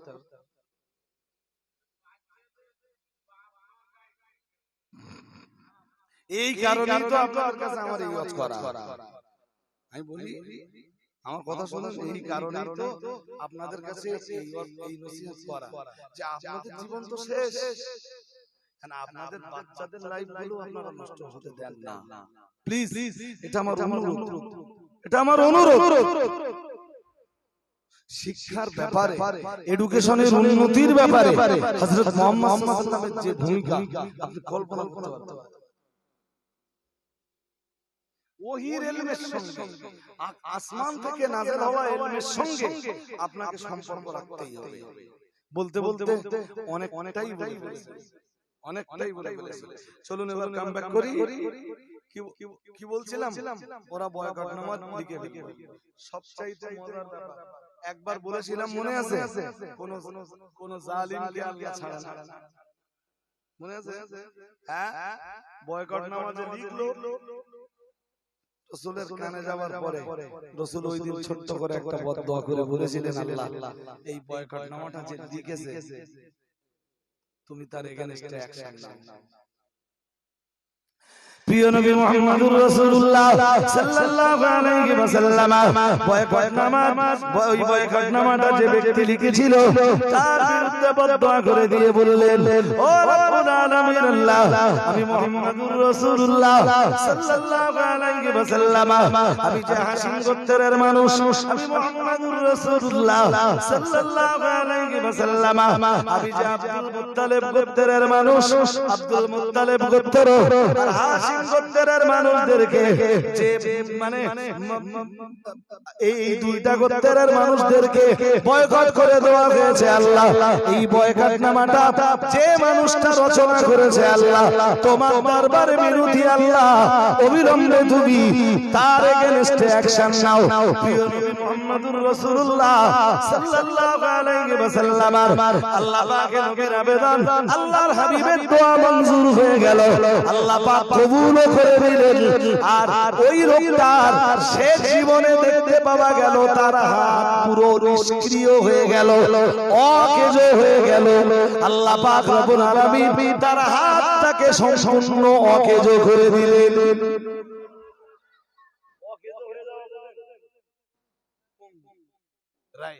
আল্লাহ তার হাতটা পুরো বন্ধ করে দিলেন। বলেছিলাম কোন জালিমকে আল্লাহ আবু লাহাবকে ছেড়েছে, সূরা লাহাব পড়ে আসেন, তাব্বাত ইয়াদা আবি লাহাব ওয়া তাব। আল্লাহ বললেন আবু লাহাব ধ্বংস হবে, আবু লাহাবের হাত দুটো পঙ্গু হয়ে যাবে, কারণ আবু লাহাব এই হাত দিয়ে রাসূলকে একদিন আঘাত করেছিল। নাউজুবিল্লাহ, জোর করে বলুন। আবু জাহেলকে ছেড়েছে আল্লাহ, বলবেন তো? আল্লাহ পাকের কোরআন জানিয়েছে, আল্লাহ পাক রব্বুল আলামিন জানিয়েছে, আরাআইতাল্লাযী ইয়ানহা আবদান ইযা সাল্লা। প্রিয় নবী মুহাম্মদুর রাসূলুল্লাহ সাল্লাল্লাহু আলাইহি ওয়াসাল্লাম কোন একদিন নামাজ পড়ছিলেন, ও বাবাজিরা ভাইরা, আবু জাহেল সঙ্গীদের বলে রেখেছিল, মুহাম্মদকে যদি কোনদিন নামাজ পড়তে দেখি, আমি তোমাদের নেতা, তোমাদের কাছে ওয়াদা করছি, আমি মুহাম্মাদের গর্দানে এসে দিল লাথি মারবো। ও বাবাজিরা ভাইরা, প্রিয় নবী মুহাম্মদুর রাসূলুল্লাহ সাল্লাল্লাহু আলাইহি ওয়াসাল্লাম, আল্লাহ পাকের নবী একদিন নামাজ পড়ছিলেন, আবু জাহেলের সঙ্গীরা দেখতে পেল, আবু জাহেলকে ডাক দিয়ে বলল, আপনি ওয়াদা করেছিলেন মুহাম্মদ সাল্লাল্লাহু আলাইহি ওয়াসাল্লামের গর্দানে লাথি মারবেন, ওই তো তিনি নামাজ পড়ছেন, আপনি আপনার দায়িত্বটা পালন করুন। আবু লাহাব আমার আল্লাহ পাকের নবীর, আল্লাহর হাবিবের গর্দানে লাথি মারার জন্য খুব দ্রুত গতিতে এগিয়ে গেল। আর কিছুক্ষণ পরে আবার দেখতে পাওয়া গেল আবু জাহেল আরো গতি নিয়ে তার দলীয় লোকদের কাছে ফিরে আসছে। না না না না না, আমার নবী মুহাম্মদুর রাসূলুল্লাহ সাল্লাল্লাহু আলাইহি ওয়াসাল্লামকে আল্লাহ পাকের নবীর নামাজের জায়গা পর্যন্ত পৌঁছানোর ক্ষমতা আল্লাহ আবু জাহেলকে দেননি। শিষ্যরা জিজ্ঞেস করলো, বলল, গুরু তুমি তো খুব গতি নিয়ে গেলে, আবার ফিরে এলে? আবু জাহেল বলেছিল, মুহাম্মদ আল্লাহর মাঝখানে বিশাল এক বড় অগ্নিকুণ্ড আমি দেখতে পেলাম, আগুনের জিভ লম্বা করে আমার দিকে এগিয়ে আসছে, আমি আরেকটু আগালেই ওই আগুন আমাকে গ্রাস করে নিত, ওই ভয়ে আমি মুহাম্মাদের গর্দানে লাথি না মেরে ফিরে এসেছি। আরেকটু, আরে বাবা, সূরা রহমান মাদানী সূরা না, মাদানী সূরা, মদিনায় না, বদরের যেদিন যুদ্ধ হচ্ছে তখন তো রাসূল মদিনায়, তো একদম শেষ লগ্নে চলে এসেছে, তখন তো রাসূল মদিনা থেকে বদরে গেছেন যুদ্ধ করতে। বদরের যুদ্ধের ইতিহাস অনেক ভাই, একদিনে এক মজলিসে বলে বদরের যুদ্ধের ইতিহাসকে শেষ করে ফেলা যায় না। রাসূল করিম সাল্লাল্লাহু আলাইহি ওয়াসাল্লাম বদরের যুদ্ধের কোন এক রাতে হযরত সাহাবায়ে কেরামদেরকে রাসূল বললেন, ও সাহাবীরা কে আছো, কে পারবে? ওই নেতারা সব উট তাবুর ভিতরে আছে। নেতাদের সামনে যে কে পারবে বলো, কে পারবে বলো। ওখানে যে সূরা রহমানটা পড়ে আসতে আব্দুল্লাহ ইবনে মাসউদ বললেন, হুজুর আমি যাচ্ছি। আরেকটু মন ধরে বলো, হুজুর আমি যাচ্ছি। যাও। আল্লাহ পাকের নবী সাহাবী আব্দুল্লাহ ইবনে মাসউদ ওখানে চলে গেলেন। ও বাবাজিরা ভাইরা, ইবনে মাসউদ ওখানে যে আল্লাহর কোরআনের সূরা রহমান তেলাওয়াত শুরু করলেন। বিসমিল্লাহির রহমানির রহিম। আর রহমান আল্লামাল কোরআন খালাকাল ইনসান আল্লামাহুল বায়ান। আশ-শামসু ওয়াল কমারু বিহুসবান ওয়ান নাজমু ওয়াশ-শাজারু ইয়াসজুদান ওয়াস-সামাআ রাফা'আ ওয়াদা'আল মিজান আল্লা তাতগাউ ফিল মিজান وأقيموا الوزن بالقسط ولا تخسروا الميزان والأرض وضعها للأنام فيها فاكهة والنخل ذات الأكمام والحب ذو العصف والريحان بين جنب কোরআন তেলাওয়াত হয়। কে যেন দাঁড়িয়ে কোরআন পড়ে। আবু জাহেল বলল, দেখো তো কে বাইরে দাঁড়িয়ে কোরআন তেলাওয়াত করছে। জবাব এলো, আব্দুল্লাহ ইবনে মাসউদ দাঁড়িয়ে কোরআন পড়ছে। আবু জাহেল বলল, কেউ কিছুই বলো না, আমার উপরে ছেড়ে দাও, আমি আব্দুল্লাহ ইবনে মাসউদের ব্যবস্থা করে দিচ্ছি। আবু জাহেল বাইরে এলো, খুব জোর আব্দুল্লাহ ইবনে মাসউদের গালে একটা চড় বসিয়ে দিল। হযরত আব্দুল্লাহ ইবনে মাসউদের চেহারাটা লাল হয়ে গেল। আবু জাহেলের আঙ্গুলের দাঁতগুলো কেটে উঠল। ও বাবাজিরা ভাইরা, আল্লাহ পাকের নবী সাহাবী আব্দুল্লাহ ইবনে মাসউদের কানের পর্দাটা ফেটে গেল, রক্ত বার হতে লাগলো। হযরত আব্দুল্লাহ ইবনে মাসউদ কাঁদতে কাঁদতে রাহমাতুল লিল আলামিনের দরবারে এলেন। আসসালাতু ওয়াসসালামু আলাইকা ইয়া রাসূলুল্লাহ, আসসালাতু ওয়াসসালামু আলাইকা ইয়া হাবিবাল্লাহ। ইয়া রাসূলুল্লাহ, আমি আল্লাহর কোরআনের সূরা রহমান পড়ছিলাম, হঠাৎ আবু জাহেল ঘরের ভিতর থেকে বার হলো, আমার গালে চপটাঘাত করলো। হুজুর, আমার কানের পর্দাটা ফেটে গেল। হুজুর, আমি রক্তাক্ত হয়ে গেলাম। আমার আল্লাহর নবী সাহাবী আব্দুল্লাহ ইবনে মাসউদের কান্নায় রাসূলুল্লাহ কেঁদে ফেললেন। আল্লাহর হাবিবও কাঁদেন, আব্দুল্লাহ ইবনে মাসউদও কাঁদে। ওই সময় ফেরেশতা জিবরিল আমিন আলাইহিস সালাম হাসতে হাসতে রাহমাতুল লিল আলামিনের দরবারে চলে এলেন। আসসালাতু ওয়াসসালামু আলাইকা ইয়া রাসূলুল্লাহ, আসসালাতু ওয়াসসালামু আলাইকা ইয়া হাবিবাল্লাহ। আল্লাহর নবী সালামের জবাব দিলেন, ও ভাই জিবরাইল, আমি নবী যখন কষ্ট পাই, আমি নবী যখন ভারাক্রান্ত হয়ে যাই, আমি নবী যখন কাঁদি, তখন আপনি হাসতে হাসতে আসেন না। আমি রাসূল যখন কষ্ট পাই, তখন আপনিও মনের ভিতরে বড় কষ্ট নিয়ে, বেদনা নিয়ে আমার দরবারে হাজির হন। ও ভাই জিবরাইল, আজ আব্দুল্লাহ ইবনে মাসউদ কাঁদে আর আমি রাসূলুল্লাহ কাঁদি, কিন্তু আপনি হাসতে হাসতে আমার দরবারে হাজির হলেন। ও ভাই জিবরাইল, আমি তো বিষয়টা বুঝলাম না। আল্লাহর ফেরেশতা জিবরিল আমিন আলাইহিস সালাম বললেন, হুজুর আপনি ঠিকই বলেছেন, আপনি যখন কষ্ট পান ওই সময় আপনার কষ্টের পিরিয়ডে আমি জিবরাইল হাসতে হাসতে আসি না।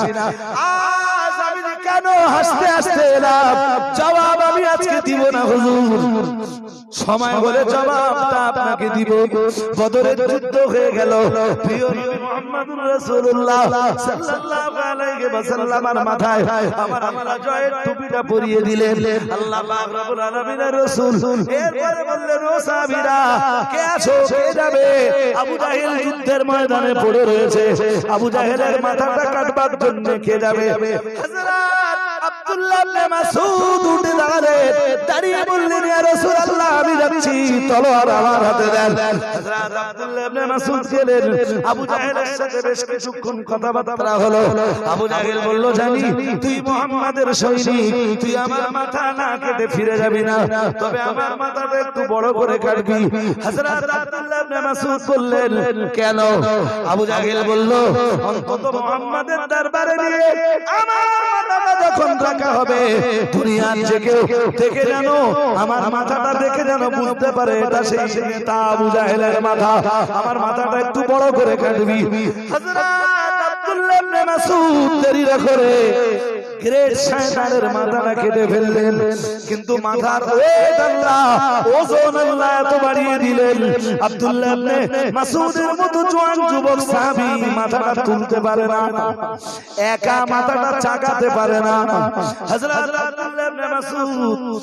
আব্দুল্লাহ ইবনে মাসউদ চিন্তায় পড়েছেন কি করে এই মাথাটা নিয়ে সাহিবুন নবুওয়াতের কাছে যাব রাহমাতুল লিল আলামিনের কাছে যাব কাছে আমার তো কোনো দড়িও নাই হযরত আব্দুল্লাহ ইবনে মাসউদ রাদিয়াল্লাহু তাআলা আনহু তাই কোন দড়ির উপরে মাথার সামনের দিকে চুল ধরলেন আমার নবীর উপরে যখন আবু জাহাল প্রচন্ড অত্যাচার চালাতো যেদিন আমার নবীর গর্দানে লাথি মারতে গেল ওই দিন আমার আল্লাহ কোরআন শরীফের সূরা আলাকের আয়াত নাযিল করে দিলেন আল্লাহ লা ইল্লাম ইয়ানতাহি লানাসমা'আম বিন-নাসিয়া নাসিয়াতিন কাযিবাতিন খাফিয়া ফালইয়াদউ নাদিয়া সানাদউ সাবানিয়া আমার আল্লাহ নাযিল করে দিয়ে বললেন আবু জাহাল যদি তার জুলুম অত্যাচার বন্ধ না করে খুব তাড়াতাড়ি এমন সময় আসবে যেদিন আবু জাহেলের সামনের দিকের মাথা সামনের দিকের চুল ধরে টানা হবে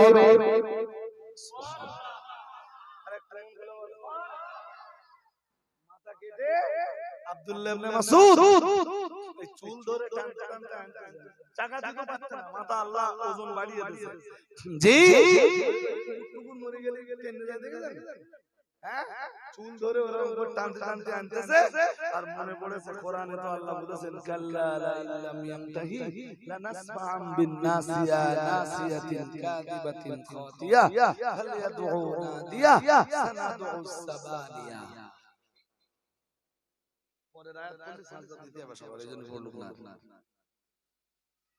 কথা কি বুঝতেছেন নাকি হ্যাঁ টানতে টানতে কিছু দূর চুল ধরে টেনেছে ওই আয়াত পড়তে পড়তে আসছে এবার মনে পড়ে সেই মাল যে আমার চড় মেরে কান ফেটকে দিতে আমার তো আল্লাহ সুযোগ দিয়েছে আজকে কান ধরে টানতে চুল ছেড়ে দেখে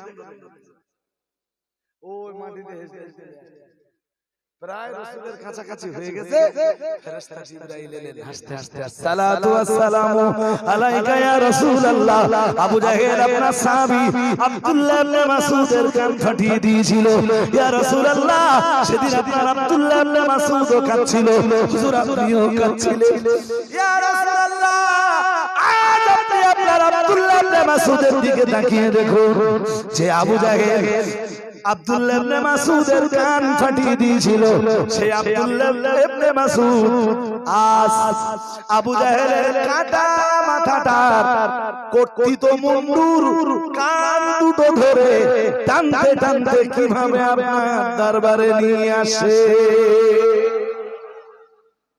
হুজুর ইবনে মাসউদ যখন কাঁদছিল এই কারণে আমি হাসতেছি খুব তাড়াতাড়ি একদিন আসবে যেই দিন আব্দুল্লাহ ইবনে মাসউদ ওর কান ধরে টানতে টানতে ওর মুন্ডুটা আপনার দিকে টেনে আনবে সুবহানাল্লাহ কামা তাদিন তুদান এই জন্য আপনি যেমনটা করবেন আপনার পথে তাই করা হবে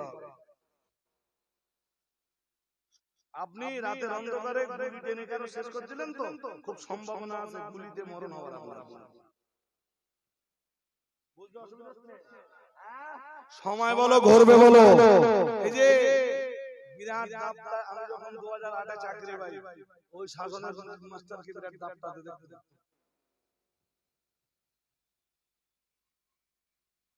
এখন বলো দাপট তো দাপট কিছু নেই সব শেষ সব সময় ঘুরবে বলো আজকে শক্তি আছে পাওয়ার আছে টাকা আছে অর্থ আছে জনবল আছে বাহুবল আছে কারণ মারলে সময় ঘুরিয়ে দিতে বলো আল্লাহ সময় লাগে না বলতোস না কেন লাগে এইজন্য কখনোই কারোর কাছে জুলুম করবেন না আপনি যেমন জুলুম মানুষের উপর করবেন তেমন জুলুম একদিন আপনার উপরে করা হবে এই আমার ঈদগাতে আমি একদিন ওয়াজ করছিলাম হযরত খাব্বাব ইবনে আরতের লাইফ স্টোরি ওয়াজ করছিলাম রাসূলের এক বিখ্যাত সাহাবী উনি মক্কার এক মহিলার গোলাম এক নারীর গোলাম। জি, খাব্বাব ইবনে আরকে কলেমা পড়ার দায়ে লোহা গরম করে নিত আগুনে নিয়ে এইভাবে মাথায় ধরতেছে কলেমা পড়ার দায়ে।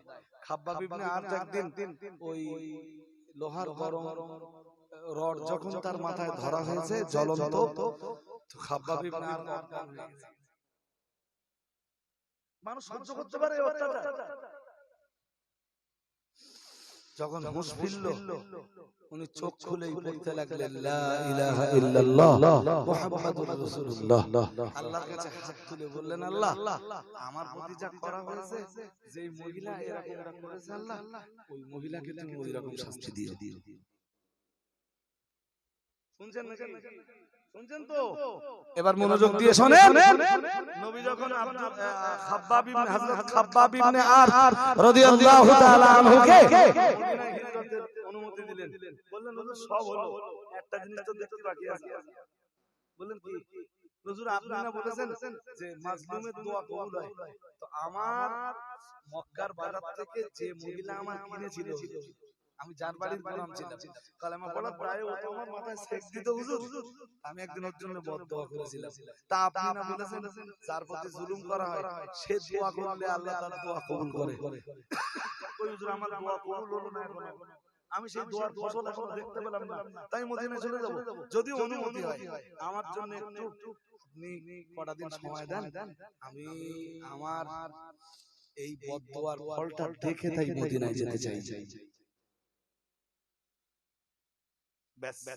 ওই দিন থেকে ওই মহিলা শুরু হলো আর মাথা যন্ত্রণা তো এত যন্ত্রণা, আরব দুনিয়ার সব ডাক্তাররা হেরে গেছে শেষমেশ সেই জমানায়। জি, ওরা ডাক্তাররা মিলে সিদ্ধান্ত নিল এই মাথা যন্ত্রণা কমার একটাই রাস্তা। আর মাথা যন্ত্রণা হলে আপনি ভালো লাগে, কথা বলতে ভালো লাগে, আর সেই যন্ত্রণা কি মারাত্মক যন্ত্রণা, গজব তো আল্লাহ। হ্যাঁ, ডাক্তাররা সিদ্ধান্ত দিলে বলে লোহার রড গরম করে মাথা দিতে। হ্যাঁ, তাহলে যন্ত্রণা যেতে হবে। কামাতাদি তুদান, তুমি যেমন করবা একদিন তোমার প্রতি তাই। কথা বুঝতে অসুবিধা হচ্ছে নাকি? হ্যাঁ, যেই হাত দিয়ে ওই আহাদনামা লিখেছে, বয়কটনামা লিখেছে, ওই হাত আল্লাহ পঙ্গু করে দিলেন।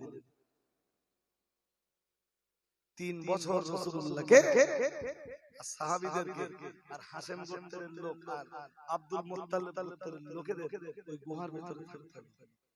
মক্কার বাজারে গেলে কেউ মাল বিক্রি করবে না, কেউ এর কাছে মাল কিনবে না। কথা বুঝতেছেন নাকি? শুধু হারাম মাছগুলো ব্যতীত ওরা ওই গুহা থেকে বার হতে পারত। হারাম মাছ তো 4টে। হারাম মাছ কয়টা? হারাম কি মাছ? হারাম আশুরুল হুরুম বলা হয় কোরআনের ভাষায়। হারাম আমি হারাম মাছের ব্যাখ্যা দিতে পারবো না, এখন সময় নেই। আজকে সালাম পড়ে বা দোয়া করব। হারাম মাছ 4টে।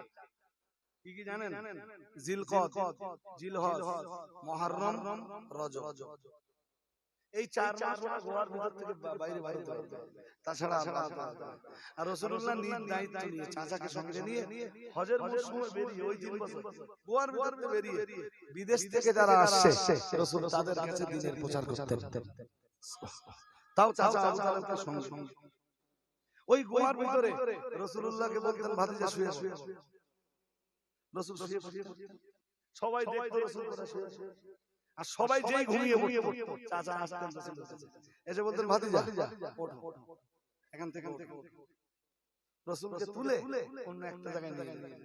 হয় তার কোনো ছেলে অথবা তার কোনো ভাই অথবা তার কোনো আত্মীয় তুলে সেই জায়গায় রাসূলকে শুইয়ে দিত, আর রাসূলুল্লাহর জায়গায় তাকে শুইয়ে, যাতে রাসূলুল্লাহকে কেউ এসে অ্যাটাক না করতে পারে। সুবহানাল্লাহ। কখনো দেখা যেত গভীর রাত রাসূলের ঘুম ভেঙেছে, রাসূল ঘুম ভেঙে দেখছেন চাচা আবু তালেব মাথার কাছে তলোয়ার নিয়ে প্রহরীর মতো দাঁড়িয়ে। বলতেন চাচা এত রাত হয়ে গেল, সবাই ঘুমিয়ে গেল, আপনি এখনো ঘুমালেন না? বনি হাশেম গোত্রের, আব্দুল মুত্তালিব গোত্রের আমার সাহাবীদের ভিতরে সবাই ঘুমিয়ে গেল, আপনি ঘুমাবেন না? নবীজি বললেন, ভাতিজা আমার বড় ভয় হয়, সবাই ঘুমিয়ে পড়েছে, আমি ঘুমিয়ে পড়লাম, তোমার শত্রু এসে যদি তোমাকে অ্যাটাক করে, তোমার চাচা আবু তালেবের এই পৃথিবীতে বেঁচে থাকবার কি সার্থকতা পাবে? তাই আমি তোমার চাচা, তোমার মাথার কাছে একটা তলোয়ার, উলঙ্গ তলোয়ার হাতে নিয়ে প্রহরীর মতো দাঁড়িয়ে থাকি। আর একটু মন খুলে বলে, চাচা আবু তালেবের তখন বুড়ো হয়ে গেছে, রাসূলের বয়স তো তখন 50 ছুঁই। আমার কথা কি বুঝতেছেন? হ্যাঁ, এমনি ভারতে পারতো না, আর যা ভারত মক্কা বাজারে বাইরের লোকেরা, মক্কার লোকেরা কেন কাছে বিক্রি করবে না? বাইরে থেকে কোন বিক্রেতা যদি মক্কার বাজারে ওঠে, আবু জেহেল, আবু লাহাব, উতবা, সাহেবা, এরা বাজারে উঠে মালের দাম এত চড়িয়ে দিয়ে যে মুসলমানরা কিনতেই পারবে না। ওই পিরিয়ডে যারা গোপনে রাসূলুল্লাহ, রাসূলের সাহাবী হাশেম গোত্র আর আব্দুল মুত্তালিব গোত্রের মানুষদের জন্য গোপনে যারা খাবার পৌঁছে দিত, তার ভিতরে একজন ছিলেন হযরত খাদিজার ভাইয়ের ছেলে হাকিম ইবনে হিজাম। সুবহানাল্লাহ। আর একটু মন খুলে বলে, হাকিম ইবনে হিজাম ছিলেন হযরত খাদিজার ভাইয়ের ছেলে। সুবহানাল্লাহ বলবেন না? আর একটু আওয়াজ দিয়ে বলেন না? যারা গোপনে খাবার পৌঁছে দিত, তাদের ভিতরে একজন ছিলেন হিশাম ইবনে আমর। সুবহানাল্লাহ বলো, আর আওয়াজ দিয়ে বলেন, বলে আমরা খাবার খাবে না, গোপনে খাবার। এরপরও তো খাবারের সংকট হবে ভাই, কতটা মানুষ, কতজন মানুষ, কতটা খাবার লাগে, এরা গোপনে বা কতটা খাবার সাপ্লাই দেবে? কখনো রাসূলের সাহাবীরা পশুর চামড়া পুড়িয়ে খেয়েছেন, কখনো রাসূলের সাহাবীরা গাছের পাতা চিবিয়ে খেয়েছেন। কি কষ্ট! কখনো এই শিয়াবে আবি তালেবের পিছনে দাঁড়িয়ে নারীদের কান্নার কণ্ঠের, নারীদের কণ্ঠের কান্নার আওয়াজ শোনা যেত। কখনো শিয়াবে আবি তালেবের পিছনে দাঁড়িয়ে ছোট ছোট শিশুদের কান্নার আওয়াজ শোনা যেত। 3 বছর যখন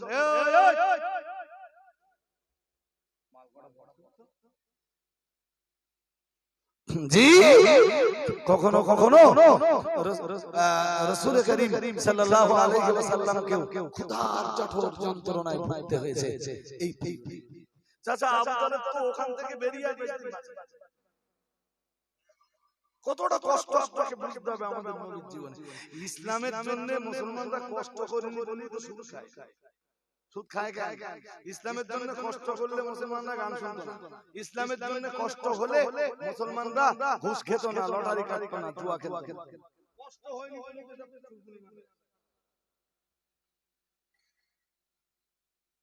কি কষ্ট করেছেন সাহাবীরা, কি কষ্ট করেছেন ওই সময় রাসূলের সঙ্গীরা, ভাবতে পারেন? এই বয়কট তুলে নেওয়ার পিছনে সবচেয়ে যে মানুষটা বড় ভূমিকা পালন করেছিল তার নাম ছিল হিশাম ইবনে আমর। হিশাম ইবনে আমর একদিন জুহাইর ইবনে আবি উমাইয়ার কাছে, এসব নাম আপনাদের মনে থাকবে, জুহাইর ইবনে আবি উমাইয়ার কাছে যে বলল, জুহাইর ইবনে আবি উমাইয়া কে জানেন? হযরত আব্দুল মুত্তালিব। শুনছেন নাকি? নবীর দাদা আব্দুল মুত্তালিবের এক মেয়ে ছিল, তার নাম ছিল আতেকা। তাহলে নবীর কি হবে? আব্দুল মুত্তালিবের মেয়ে মানে নবীর কি হবে? উম্মু হবে না? উম্মু হবে না? তো এই আতেকার ছেলের নাম হলো জুহাইর ইবনে আবি উমাইয়া। হিশাম ইবনে আমর জুহাইর ইবনে আবি উমাইয়ার কাছে যে চলে গেল, আর তোমার আপনজনদের অবস্থা কি? কি সংকটে তারা আজ 3 বছর কেটে যাচ্ছে, তাদেরকে নিয়ে কিছু ভেবেছো? জুহাইর ইবনে আবি উমাইয়া বলল, তো ভাবা তো উচিত, কিন্তু আমি একাই বা কি করব বলো তো? তো তোমার সঙ্গে যদি কেউ থাকে, তাহলে আমি সঙ্গী হিসেবে যদি কারোরে পাই, তাহলে ওদের ওই আহাদনামা কাবার দেওয়াল থেকে নামিয়ে তাই যদি হয়, শোনো আমি তোমার সঙ্গে আছি। হিশাম ইবনে আমর বলল আমি তোমার সঙ্গে আছি। জুহাইর ইবনে আবি উমাইয়া বলল তাহলে একটা কাজ করো, হ্যাঁ তৃতীয় জনকে খোঁজো।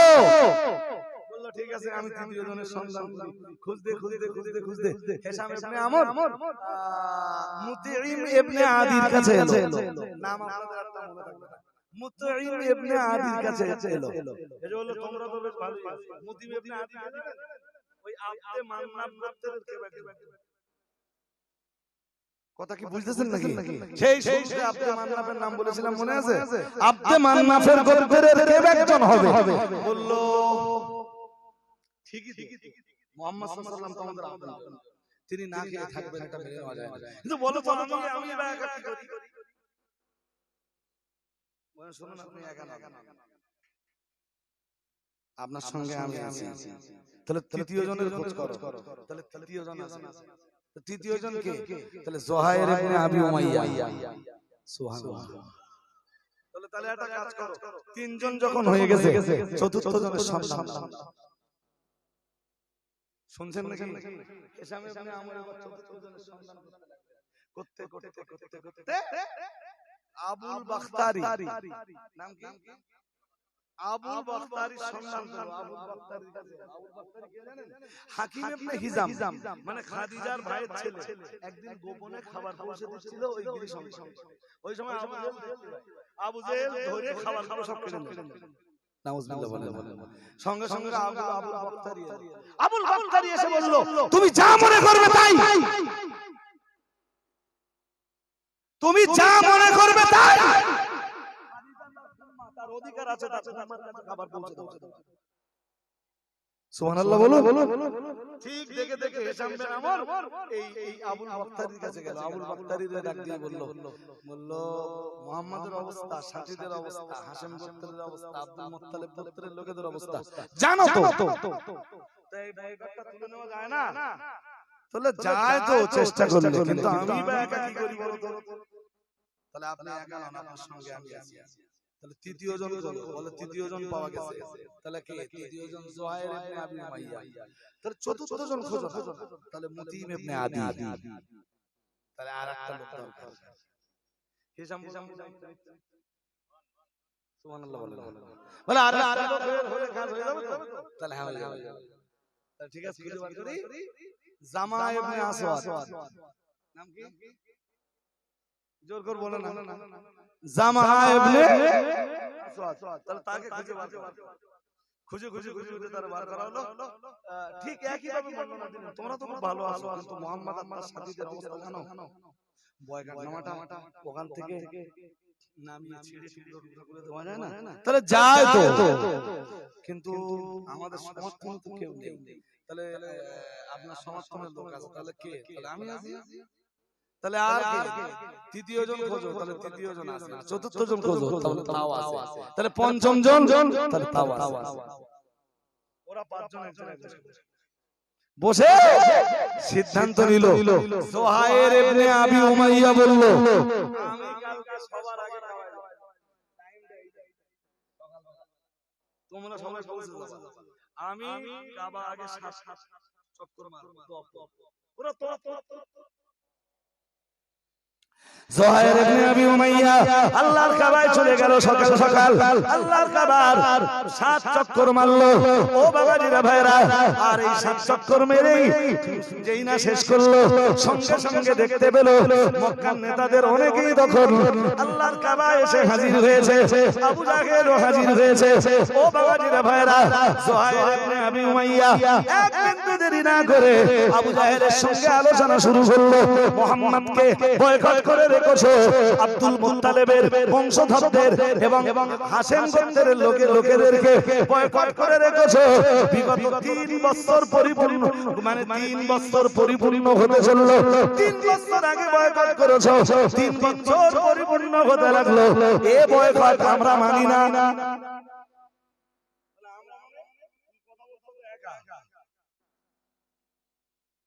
জুহাইর ইবনে আবি উমাইয়া বললেন আমি একা না।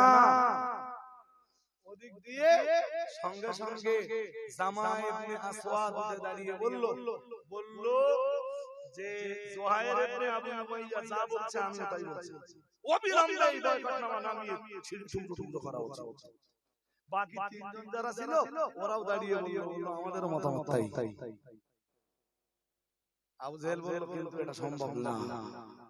ওদিক দিয়ে চাচা আবু তালেব এলেন। চাচা আবু তালেবকে ততক্ষণে রাসূলুল্লাহ পাঠিয়ে দিয়েছেন, বলে চাচা যান কাবায় কিছু একটা হচ্ছে। সুবহানাল্লাহ। আরেকটু মন খুলে চাচা চাচা চাচা চাচা তবে একটা কথা শুনে যান। চাচা আবু তালেব বলেন মানে যে কি? চাচা আপনাদের যে একটা খবর দেবে যে ওরা যে বয়কটনামাটা টানিয়েছিল ওই বয়কটনামা পুরো পোকায় খেয়ে ফেলেছে, ওরা জানে না। শুধু যে জায়গাগুলোতে আল্লাহর নাম লেখা ছিল ওই আল্লাহর মানে আল্লাহর নাম লেখা জায়গাগুলো এখনো অক্ষত আছে। এই খবর আর কেউ জানে? চাচাকে বলে দিলেন। চাচা আবু তালেব এসে বলল আমি তোমাদের একটা খবর দেবো। এদিকে তখন ঠেলাঠেলি চলছে, দুটো দল হয়ে গেছে। আবু জেহেলের দলও একেবারে ভারী তো কম না, এরা তো 5 জন মাত্র। আল্লাহ পাকের নবীর চাচা হযরত আবু তালেব চলে এলেন। ও বাবাজিরা ভাইরা, হযরত আবু তালেব এসে বললেন শোনো আবু জাহেল, আমি তোমায় একটা কথা বলি, আমি যে কথাটা বলবো কথাটা যদি সত্যি হয় তুমি মেনে নেবে।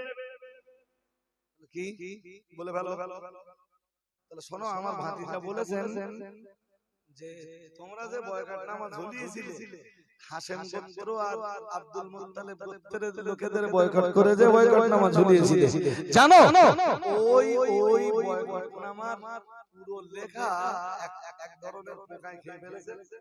শুধু যে জায়গাগুলো আল্লাহর নাম ছিল আল্লাহর নামগুলো বাদে বাকি পুরোটা খেয়ে ফেলেছে পোকায়। আমার ভাইপোর কথা যদি সত্য না হয় আমি আমার ভাইপোর ছেড়ে তোমাদের দলে চলে যাব আজ থেকে। আর যদি আমার ভাইপোর কথা সত্য হয় তোমরা ওই বয়কটনামা মানে যে বয়কটনামা লিখেছিলে বা যে বয়কট করে রেখেছিলে আজ থেকে বয়কট তুলে নেবে তো। সবাই তো এরা 5 জন যারা ছিল এরা বলল আবু তালেব তো ঠিকই বলছে, দেখো চলো যাই মুহাম্মাদের কথাটা সত্য কিনা পরীক্ষা করে দেখি। সবাই একসাথে আবু জেহেলের সাথীরা এসে দেখলো পুরো বয়কটনামাটা পোকায় কেটে দিয়েছে, শুধু আল্লাহর নামগুলো অক্ষত আছে। আচ্ছা এই দৃশ্য দেখে আবু জেহেলের উচিত ছিল না, সঙ্গীদের উচিত ছিল না কলেমা পড়া? হ্যাঁ না বলেন যে সব নাম কেটে দিয়েছে আর আল্লাহর নাম অক্ষত আছে, এটা কেউ জানতো না, মুহাম্মাদই বা কি করে জানলো সাল্লাল্লাহু আলাইহি ওয়াসাল্লাম। এই ঘটনায় তো ওদের মুসলমান হয়ে যাওয়া উচিত ছিল, বাট ওরা এরপরেও কালেমা পড়লো না।